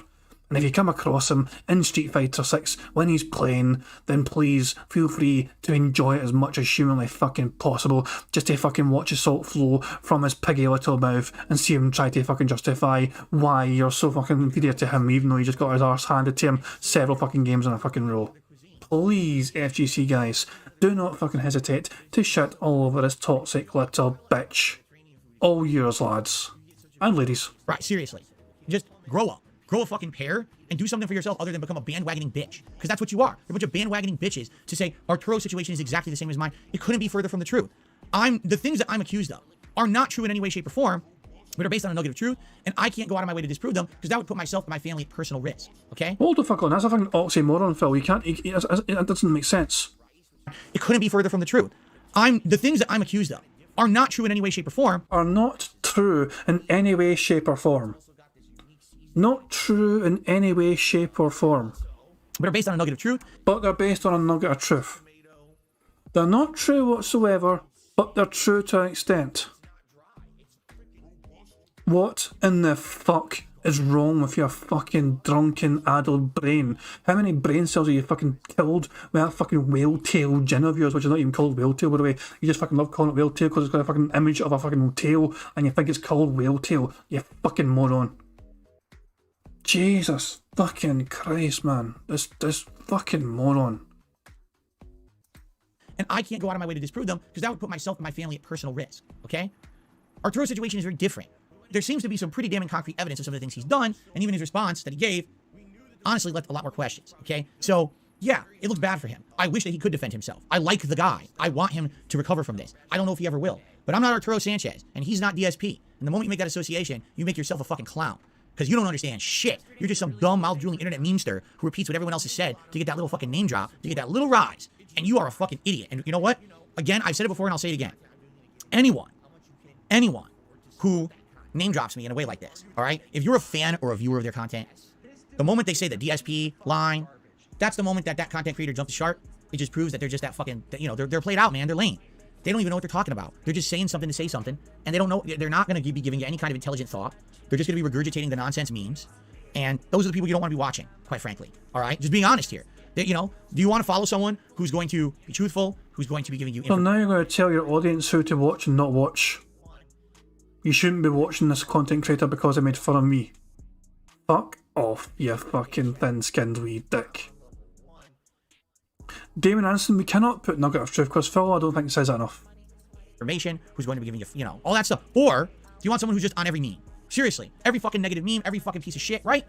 And for me, and the thing is, there's the vast majority of people who watch YouTube or Twitch, that's what they are. They're just people who just care about the memes, they care about the memesters and the shit like that. You can't change those people. But if anyone just watches this podcast in its entirety, which I hope you would do, rather than listen to a fucking hater clip of it, and you listen to this, you're like, wow, that is kind of messed up. If 2 people watch this and say, that makes sense. Some idiot wants to name drop DSP, they don't actually know the real situation, they're just doing a meme. That's what I don't want to watch anymore. Then I've done my job. I opened your eyes, I made you self-aware for a second. These people are scum, man. They don't care who they hurt. They don't care who they shit on. You know what I mean? Just, again, it's a misdirect. Especially with the FGC. That community is guilty of so many things. How many years Joey Queller, right? Everyone, Mr. Wizard. Everyone knew what kind of a guy he was, but everyone just, whatever, whatever. Make him CEO of Evo, make him all of this. People in the community knew. They just didn't care. right? They just didn't care, you know. But misdirect. Oh, Arturo, right? Arturo is the worst thing ever. It's like, you know, I'm glad I'm not a part of it anymore. I don't want to be a part of it, really. You know, and again, this is not every person in the FGC. Sadly, there's a group of people who are prominent, who are big mouths. Okay, they're the ones who are getting the clout and attention, and sadly, they're the ones that are making that community look so bad. There's a lot of really good people in the FGC who I had relationships with, ongoing friendships with over the years, and I feel bad. I feel bad, especially for like old school tournament organizers and stuff who are still doing it. They gotta put up with this fucking shit, this drama, and this nonsense. You know what I'm saying? It's just so bad, and that's why I can't deal with it anymore. I like being me. I like doing my own content here. I like not having to deal with that shit. The moment that I step foot into a tournament or I step foot into one of these fucking communities, this is the nonsense that happens. I'm not even involved in the FGC, and they still name drop me. Can you imagine if I went to a tournament? Phil, will you ever go back to a tournament? You want to know? Fuck no. No. As much as I would love to go to a tournament and play Super Turbo or Street Fighter 6, the moment I step in, this is what would happen. This bullshit. Because these people are so immature and toxic, and no one stops it. They actually promote this kind of behavior. Oh, that was great that he name dropped DSP for clout. Oh, it's hilarious. Ha ha ha. You know? No, how dumb can you be? How immature can you be to think that that's behavior that you want in your community, right? At this point with the Arturo situation, I feel bad because I like the guy. But at the same time, yeah, he's got a lot of weird shit that happened on that show yesterday that kind of needs to be answered for. And honestly, I don't know if he can do that without hurting himself further. You know what I'm saying? Even if he has evidence that what he said is real, like everything he said was truthful, it seems like the only way he could prove it is to expose himself further, which is bad, which obviously you don't want to do. So I wish I had good advice for the guy. I don't think I do. You know what I'm saying? Man, I wish I had better advice, you know? I would invite Arturo, an open door, to be on a show of mine to talk about this, but I'll be frank with you, I don't know what he could do to kind of defend himself any further, because it seems like he's between a rock and a hard place here. You know what I'm saying? Like, I don't think he could. Again, maybe there is something that I'm not aware of, but after having heard that 2-hour show last night that he put on, it's like, man, I want there to be clarity. I want this to be cleared up, but to me, it's like, the questions I would have is, what is this whole plane ticket thing, and how the hell does that factor into Matcherino? Because that just opens up a whole new can of worms. If Matcherino funds are being misappropriated to pay for plane tickets and shit, that's huge. That could have tax implications. That could have legal implications. Not just for Arturo, for Matcherino as a company. All right, that's not good. If Arturo was an unpaid employee and was told to take cuts of pots to pay himself, and there was no contract in place, that's also a huge legal liability for Matcherino. You know, all these things, you know, that were said. So I don't know, man, but you know. Anyway, I got it off my chest, all right? I'm not Arturo. Arturo's not me. It's definitely not... Yeah, yeah. Money, money. Oh, money, money. Yeah, yeah. Money, money. Thank you very much, Kel Denson, for Super Chat. It says, what's the difference between a DSP detractor video and his actual footage other than making a filter audio and video? Phil creates the troll content. Pretty much, aye. Phil's fucking argument is always the fucking same. It's like, don't trust what the detractors say because they take things out of context. The context is usually a full fucking clip. When it comes to fucking me and these fucking on these fucking streams, I sometimes go fucking like, you know, on a fucking field trip, as you know. Like, we fucking just show the bank leaks. I fucking told you about the bank leak, fucking the history of the bank leak server, and so I'm very quick abridged detail. I say quickish abridged detail. The history of the bank leaks, how the bank leaks happened, why they can't just be fucking fake, because so many different people verified it themselves. So many different detractors verified information for themselves to be authentic and genuine and true. That was genuinely Phil Bonnell's bank account details. We know that because it's the same account details that was on his bankruptcy forms, Phil Bonnell's bankruptcy forms, which are genuine and true and authentic. The details are accurate. The information on the bank leaks are accurate. Phil's spending habits really are like that. That is concrete evidence, and Phil's argument is fake. It's not real. They made it up. And like and our explanation is it's impossible for that to be true for all these reasons. Phil can't prove anything. The real reason Phil cannot prove anything to debunk us is because he has no fucking leg to stand on. How in the hell can he fucking disprove genuine bank account information? The leaks are fucking genuine, and he can't disprove it because they're actually accurate. He can't take an old statement from fucking 2021 that's not relevant anymore to this fucking current day and age and show on this fucking day is fucking different from what it says in the fucking bank leaks. He can't do that. He won't do that anyway. I fucking told him to fucking I suggested to him before doing that to try and prove innocence. If you're fucking genuine about this fucking being fake, then have some old account information, a very old statement that corresponds with the same date on the bank leaks. And Phil said, I can't do that. It's fucking ridiculous. It's a stupid idea. He didn't name call me specifically, but he referenced an email I sent him, which had a suggestion in it. So he never bothered responding to the email. He instead waited to go on the stream next day, and then read out part of the email and call it out for being such a dumb idea. This is the type of person Phil Bonnell is. He won't respond to you in person. He won't respond to your email. He'll read it, think it's dumb, and rather than actually respond to you like a fucking man, just fucking direct fucking contact, you'll just fucking say, no, you know what, I'm going to fucking talk about this on my fucking stream instead. And fucking ridicule it and mock it. That's the type of person Phil Burnell is, man. Look, he cannot disprove anything simply because he knows the evidence is all fucking there already. There is no evidence, there is no counter evidence for Phil to potentially put out there to try and prove his innocence, because everything is laid out there in black and white. Every single debit, every single credit from an 18-month period showing exactly what he does with that fucking money, where it goes. Fucking going to curls and twirls for his fucking regular fucking haircut and all shit. The $70 trips to fucking Total Wine. The regular DoorDashes, and so on and so on and so on. But, you know, anyway, I got it off my chest. All right, I'm not Arturo. Arturo's not me. It's definitely not the same situation. Just because someone can't properly defend himself doesn't mean it's a DSP situation. All right, it's completely different. I'm tired of people stop name dropping me. You don't know what the fuck you're talking about. You're a fucking pussy jackass for doing it. All right, and people know who they are. There's more than one. People know who they were. In the last 24 hours, I see my name all over fucking Twitter. Fuck off. You know, you little bitch. And that's really all I have to say about it. You know, I'll be honest with you. I don't think anything further will come of this. I think, at least on my end, I have nothing else to really say about it. Well, for calling them pussy little jackass bitches, you seem quite fucking scared to call them out directly. You know who you are. You know who you are. It seems quite a bit pussy, cowardly, bitch-assy to me for you to not even have the fucking balls to fucking call them out directly. I saw you say this to me on Twitter. I'm not going to call you out, but you know who you are. You're not a nice person. You're a coward. I don't like you. But I'm not going to name drop you because I don't want the fucking drama and attention when I'm a bit of a coward. Fuck off, Phil. This is fucking incredible. It really is incredible. Fucking hell, like... Barry Will says he's afraid he's still got the gate codes. Unless there are any other further developments or whatever, I think we're done with this. And at least I said my piece, all right? So FGC, the bad actors of the FGC, I should say, just fucking shut up and grow up. I'm tired of you. I'm not gonna be talking about you. Don't. So just grow up and, you know, I'm tired of your nonsense. I'm so far above you anyway. You know, I really am. I don't have Wow, there it is right there. There it is right fucking there. Phil thinks he's better than him. So he didn't want to stay with the FGC originally back in the fucking day because it was turned into some sort of thing where it's like people are focusing on the content. No. Remember what he said there? They were going in a direction I wasn't liking. It was not about the fucking how well the gameplay was, not sure how good you were at the fucking game. It was about how, you know, how good you were at the streams and how good you were at making content and making good videos or shit. And Phil's like, I don't like this kind of aspect of it. It should be about the game and not the fucking gamer. And now Phil ends it all by saying I'm above all that anyway.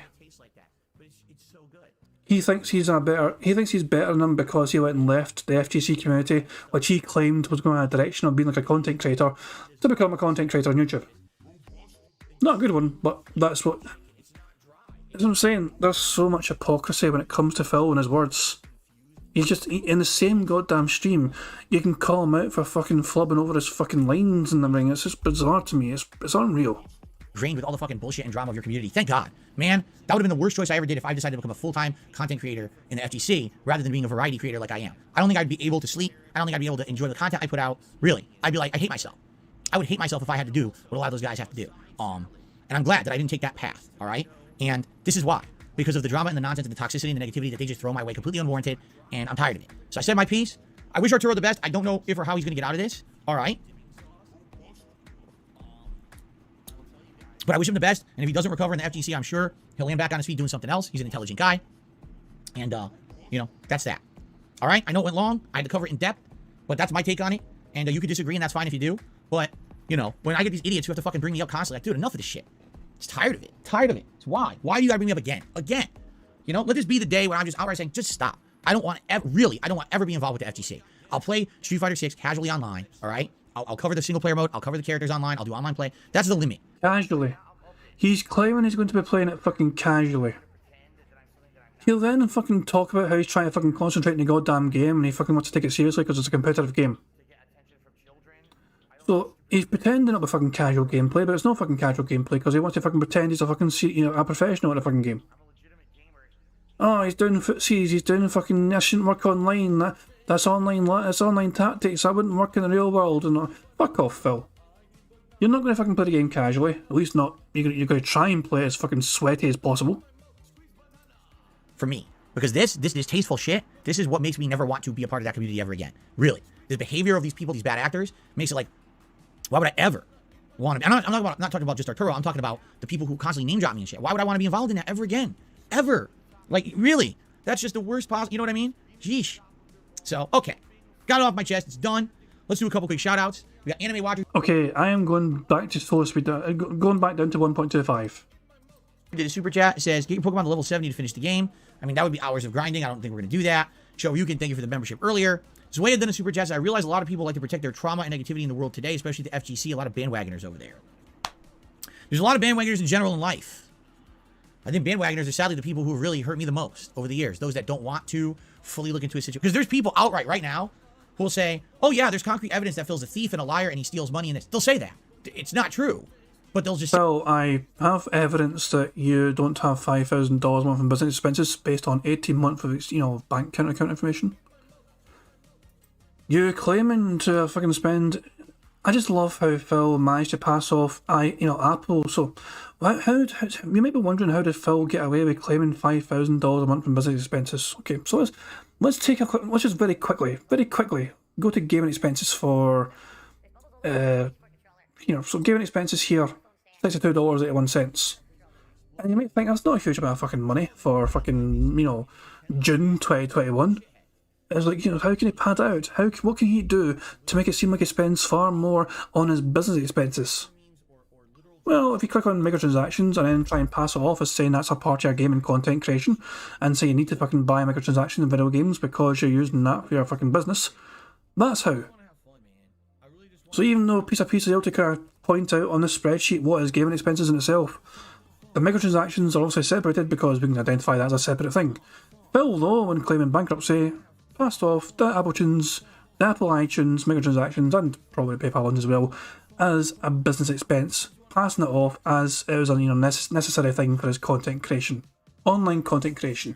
Remember the bankruptcy phone call? Phil specified microtransactions randomly. He kept talking about microtransactions a couple of times on that bankruptcy call, trying to make them understand it was a part of his content creation, which is a very, very strange thing for me because it very rarely features on his content, if you actually look at his fucking content. It's just unreal, man. So, it is what it is. But yeah, Phil, you're a fucking thief. You're a fucking criminal. You defrauded your own nation. You're a traitor to your country. You're a traitor to the flag. It's a good job you're part Italian, because you're certainly not a fucking American, that's for damn sure. Say that because there's bandwagoners who believe it because they don't do 5 seconds of research. I mean, there's entire giant content creators who've made million-view videos about me. They put me in negative countdowns and say that I've done things I haven't done. And because I don't sue them to remove that false content, it just stays there indefinitely and everyone believes it because they're stupid. Bandwagoning is a really awful thing. Real Take Sports to the Super Chat says, it's a mob mentality like the defense that Brady faces. Real Take Sports always talking about Tom Brady for some reason. Okay. All right. We've got, let's see here. Tips. Some tips. Just a few tips. Probably a lot of troll tips. So if they're troll tips, I will just skip them, but let's see what we've got. Oh, yeah. First tip is a troll tip. Yep. There you go. So ignore that one. Completely stupid. We've got another troll tip. I'm not even kidding you. I knew it. All little troll tips coming in, which I'm not shocked that this would happen, so I'm just going to ignore every one of them. Yep, here's another one. Guys, you need to fucking stop troll tipping Phil. It's pointless. He doesn't even read it a fucking shit. You're just giving Phil free money. Yes, it's all about a fucking like $1 here and there, but for fuck's sake, you're giving Phil money at the end of the fucking day. There's better ways to fucking make him angry. You don't need to fucking give him money. Let's see here. Mishael actually did a legit tip. He says, epic podcast, very informative. Thank you, Mishael. Appreciate the $3 tip. I just skipped through all the nonsense. Is it 23S? Mishael, what is it, 23S your name or 24S? 23S. Here we go. And it was a $3 tip.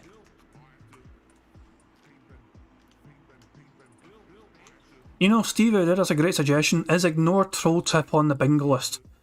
It is now. Let me... I need to... Two seconds, let me fucking open up the thing. I'm going to save this before... I like to add these things now as are suggested to me. In case I forget to. I often do forget. I'm kind of on these kind of bit, guys. I ignore it, remind me later on, and then I'll forget later on. Ignores troll tip. I like that suggestion. It's a good one. And it's usually a kind of regular one as well. It's something you can definitely see happening.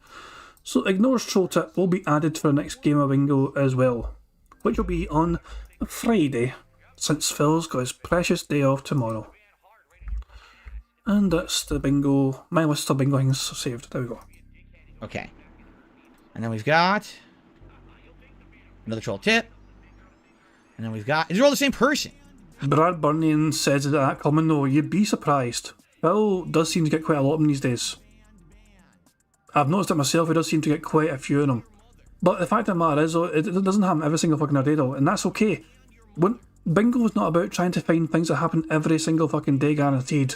The point of bingo is things that are kind of a lot of these things can regularly happen with Phil Burnell's content.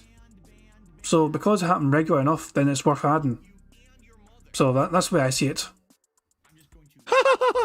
No, seriously, I just realized all those tips are for the same person. Alright, a real tip from Galaxicade. So Dollar TV said, I think this is a sign when Street Fighter 6 comes out, make your triumphant return to the FGC. No. You know what? It's funny because, I'm not a superstitious person.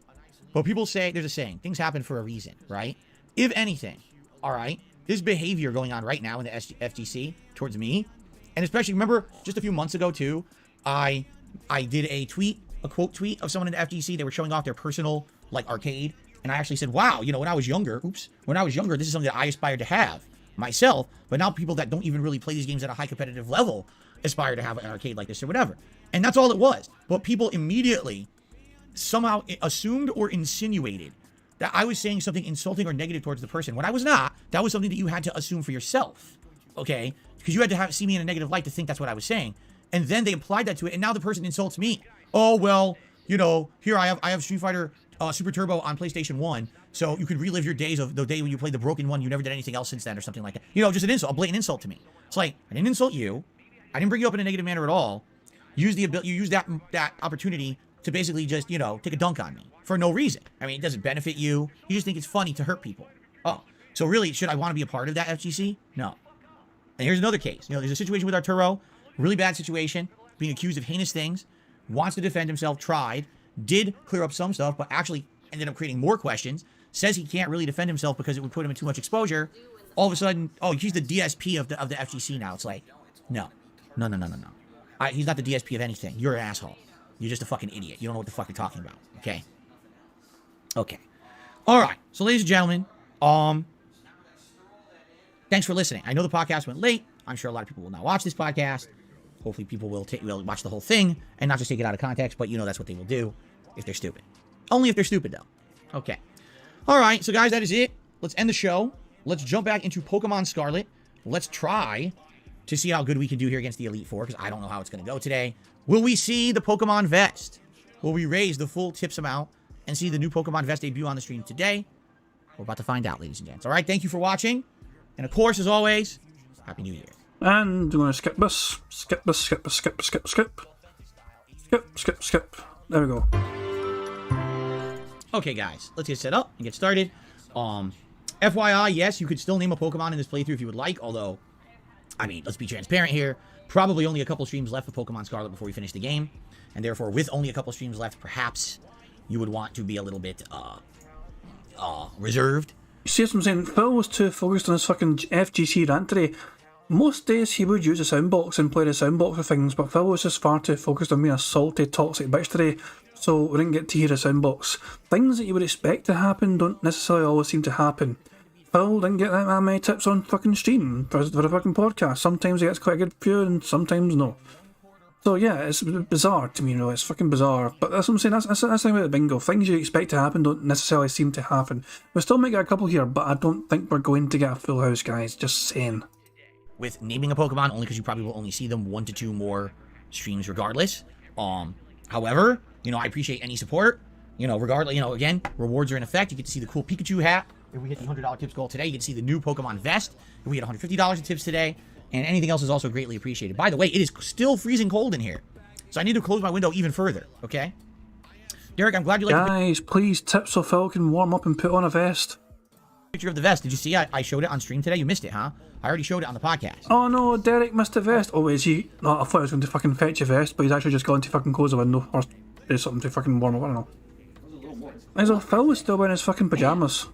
Look at his wee legs. Wee legs. Seriously, what temperature is it out there? You see his jammies still on. The rewards are back. They were never away, pal. Old What? man Is this Greg. 48? It doesn't feel 48. You know what it might be? It's very windy today. So it could be that the wind factor. Well, so Tommyan says, didn't Phil say yesterday that vests make him uncomfortable and sweaty? Whoops, he wants vest now. This is the thing, yeah, he's trying to fucking pass off the hat and the fucking vest as something he sacrifices himself and his comfort levels to fucking give to his audience. Well, that's not the fucking case, Phil. They give you $100 just to put on a fucking hat. If somebody gave me $100 to put on some hat, I would fucking put it on and be thankful. Say, hey, you give me so much fucking money, I appreciate it. Here's a fucking hat. It's the same for a fucking vest. If I had that, it's such a fucking large amount of fucking money just to do a small gesture. To just, and Phil fucking treats it like, oh my fucking god, Phil, fuck off. Be fucking thankful that you fucking want, people are giving you this fucking money in the first place, Jesus Christ. And yes, some people seem confused about Phil's fucking vest, so let me show you guys, if I can. Could you do a picture of it? There it is there. This is Phil's brand new Pokemon vest, and naturally he had to include Jasper in it. And once again, Phil monetising his precious cat in all his content. But yeah, Phil was sent this vest apart. It's basically, it's not even a vest, it's a waistcoat. Phil was sent this waistcoat behind the scenes as a belated Christmas present. Meant to arrive before Christmas, but it didn't. Phil's almost finished playing Pokemon, so it's kind of funny it's arrived now, when he's got like 2 streams to go essentially. So yeah, and he's showing it off, and he's really hopeful of hitting the $150 tip goal today, so he gets a chance to wear it along with his Pokemon hat. Derek thought those were stickers. Derek's a fucking moron. Derek probably thinks all those porn stars love each other. No, like one big happy family, just love fucking, no, he's a moron. Derek has no fucking, he's not very good at thinking, Derek. Is pushing more cold air into the house than usual, so. Oh, cool. Derek saw, I put out a picture of the Pokemon vest on my community tab as well. Awesome. Okay. Alright. I don't even think he's going to have a piss break. He's going to start gameplay. So he's not going to fucking give a chance to say to his audience, I'm not going to monetize you. This is fucking ridiculous, man. So Phil had a really long fucking podcast, and he's not even going to fucking go for a piss break.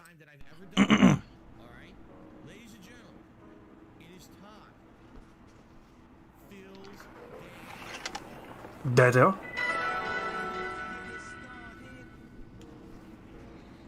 Oh yeah? Derek says AEW is here in Seattle tonight at the Climate Pledge Arena. Whoa. Thank you. Guys said the numbers are right. I guess the numbers were off-center. Real Take Sports did another super chat. He said, I'm saving my comment because the podcast is over, but Brady would do. What? Brady? I don't know. Tom Brady. Alright, you guys ready? Here we go. Looks like that's it. Hello, everyone. And Phil's now recording for fucking YouTube. Fuck off, Phil.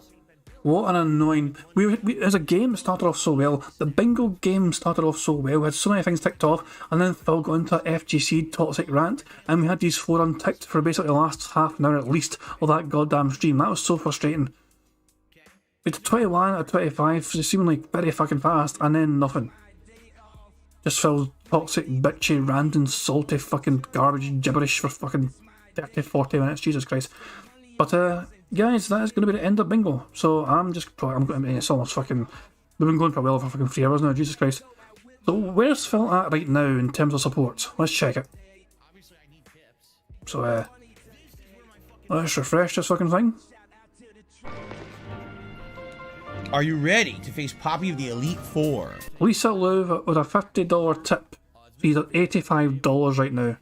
He's got the gunner glasses on, he's $15 away from wearing his precious Pikachu hat. So Phil will be, I think Phil's going to be very optimistic about wearing that fucking Pokemon vest today. So there we fucking go. Then get rid of that. Guys, thank you very much for joining me on DSP Bingo. I do appreciate it. Thank you. I'm sorry it wasn't a full house, but sadly it is what it is. Let's just see, is there any random tweets of this fucking Phil holding up? There you go. You want to see Phil what it looks like holding up a fucking vest? There you fucking go. Jesus Christ, man. But guys, thank you very much for joining us on DSP Bingo. I do appreciate it. I hope you all enjoyed yourselves anyway. I'm sorry it wasn't a full house, but I do appreciate everyone being here. Everyone keeping me right in the bingo card. Also, as well as support. You guys have been very supportive tonight with the super chats. I do appreciate that. Don't play straight away. I wasn't fucking ready to start playing. Fucking calm yourself. I'll tell you guys. Remember, tomorrow, Phil's day off, but that being said, we'll be live at 9:30 PM UK time. Use Google to find out what time it is for you, I guess. But yeah, there'll be a call-in show 9:30 tomorrow. And of course, there's other detractors out there as well. There's a whole variety of different detractors that do all this content. There's like guys like Detractor Beam, Detractor Maiden, also Anne and Ravensdolphin, and Shinko might be live as well later on. Remember to support these other content creators, man. If you see them being live, just even if you want to pop in for a couple of minutes, just pop in, give them a like, say hi, hope you have a good stream. It's nice to be nice, you know what I mean? Nice to support these other detractors, you know what I mean, when they're trying to, you know, provide some robust content and entertainment for these guys, you know, for everyone else. So, yeah, guys, I will see you all on Friday for some more DSP Bingo. Until then, have a good one, guys, and I'll catch you all later. Until then, I'm going to end things out. Always end things with Arturo SPIG contributions made by the excellently talented Pixar Animations. So, you guys, have a good one. Catch you all later. Peace out. On September 14th, a pre-authorized payment of $16.51 from PayPal.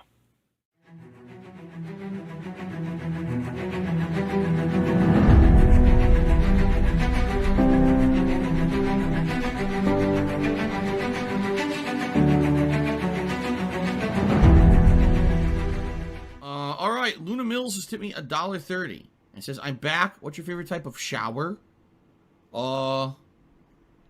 When you're showered in money. When you go outside, all of a sudden, greenbacks start falling from the sky, and you raise your face up. You're like, oh, you start dancing. You go, oh, money, money, yeah, yeah.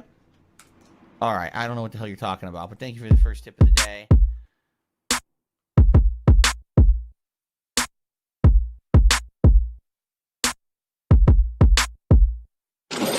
Money, money, yeah, yeah. Money, money, oh, money, money, yeah, yeah. Money, money, money, money, yeah, yeah. Money, money, oh, money, money, yeah, yeah. These contributions are mandatory. Money, money, yeah, yeah. Money, money, oh, money, money, yeah, yeah. Money, money, money, money, yeah, yeah.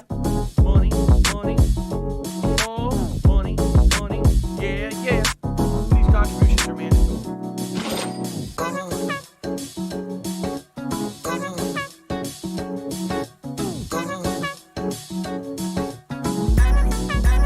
Show me the money.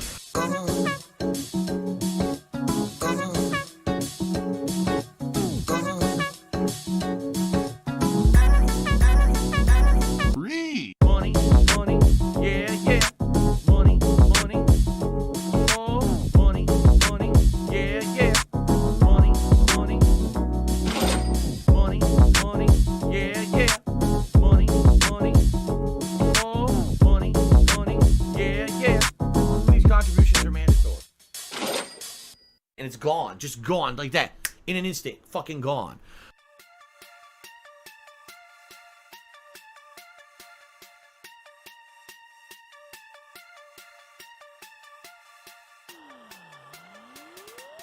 You want to know the funny thing? A lot of people might think the stream's over, but I might do something a wee sneaky surprise. I might do a wee sneaky wee thing. With all the people that didn't leave immediately, I might do a wee sneaky thing and show off something just randomly. I made a new wee thing, a new wee detractor diss track. It won't be ready for a while, the video's got to get made, but I've got the thing made. So if anyone's still sneakily here, I might just randomly play it.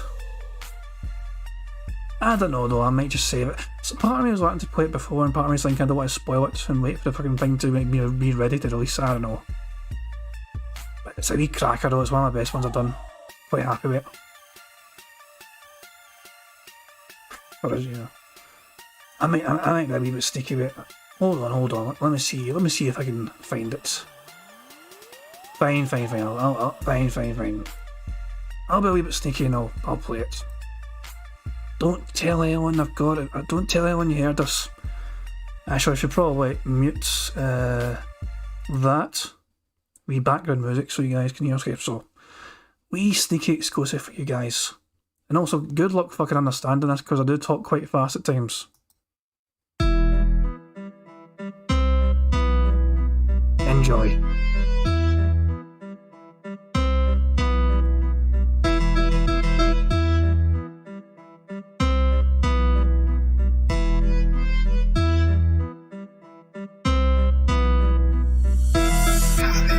Turn the console off, time to power down. Phil will sit and scoff and wonder why his wheels are not around. Has he asked too much from fans for setting lofty goals, or has he lost his touch? Plans a special vid to own the trolls. Tips are plentiful, but spending overflowed. Situation detrimental while discussing what is owed. Won't reveal the facts. Detractors are to blame while he interacts with big reactors to reach off their fame. Should he contemplate on why he gets such hate? And now he's in a state he wants to change, it's far too late. Wants to set the record straight without debate and then create a brand new fate that would be great. He simply cannot wait.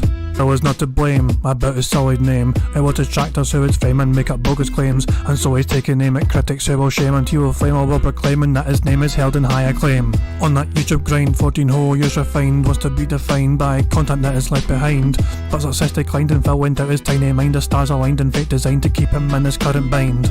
It's a brand new year, but Phil does always fear that wheels will disappear and thus destroy his whole career.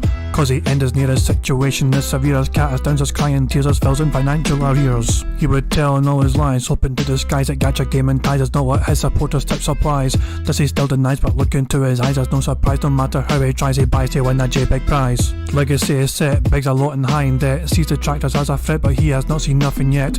He will get upset and will be filled with deep regret, and so has lost a bit because the internet does not forget. You must pay the bill cause Phil will still refuse to shill. Adamant his content shit will feeding fans a poison pill. But he lacks the skill to ever thrill, and so will drill into their heads until he strove for fans to buy his DoorDash will. Nothing he could do, content still is nothing new. Always hungry for your view, but fact his fans are just too few. Time to bid adieu, his race has run, you know it's true. He has no clue, success he blew and now he has no revenue. So yeah, don't tell anyone I played that for you guys. Yeah.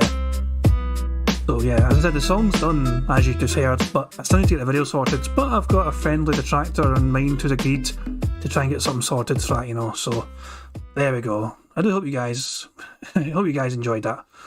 But yeah, I'm just, I have no real way of, I have no way to end the stream now because I've technically ended it already. So yeah, I might just fuck off now. Guys, I hope you enjoy your day off tomorrow. Phil's day off anyway, so there will be no detractor stuff from me tomorrow anyway, but we can enjoy the stuff that being said do, and other content creators too as well. So yeah, I will catch you all later. I'm gonna fuck off now. Have a good one, guys. Thanks again. Peace out.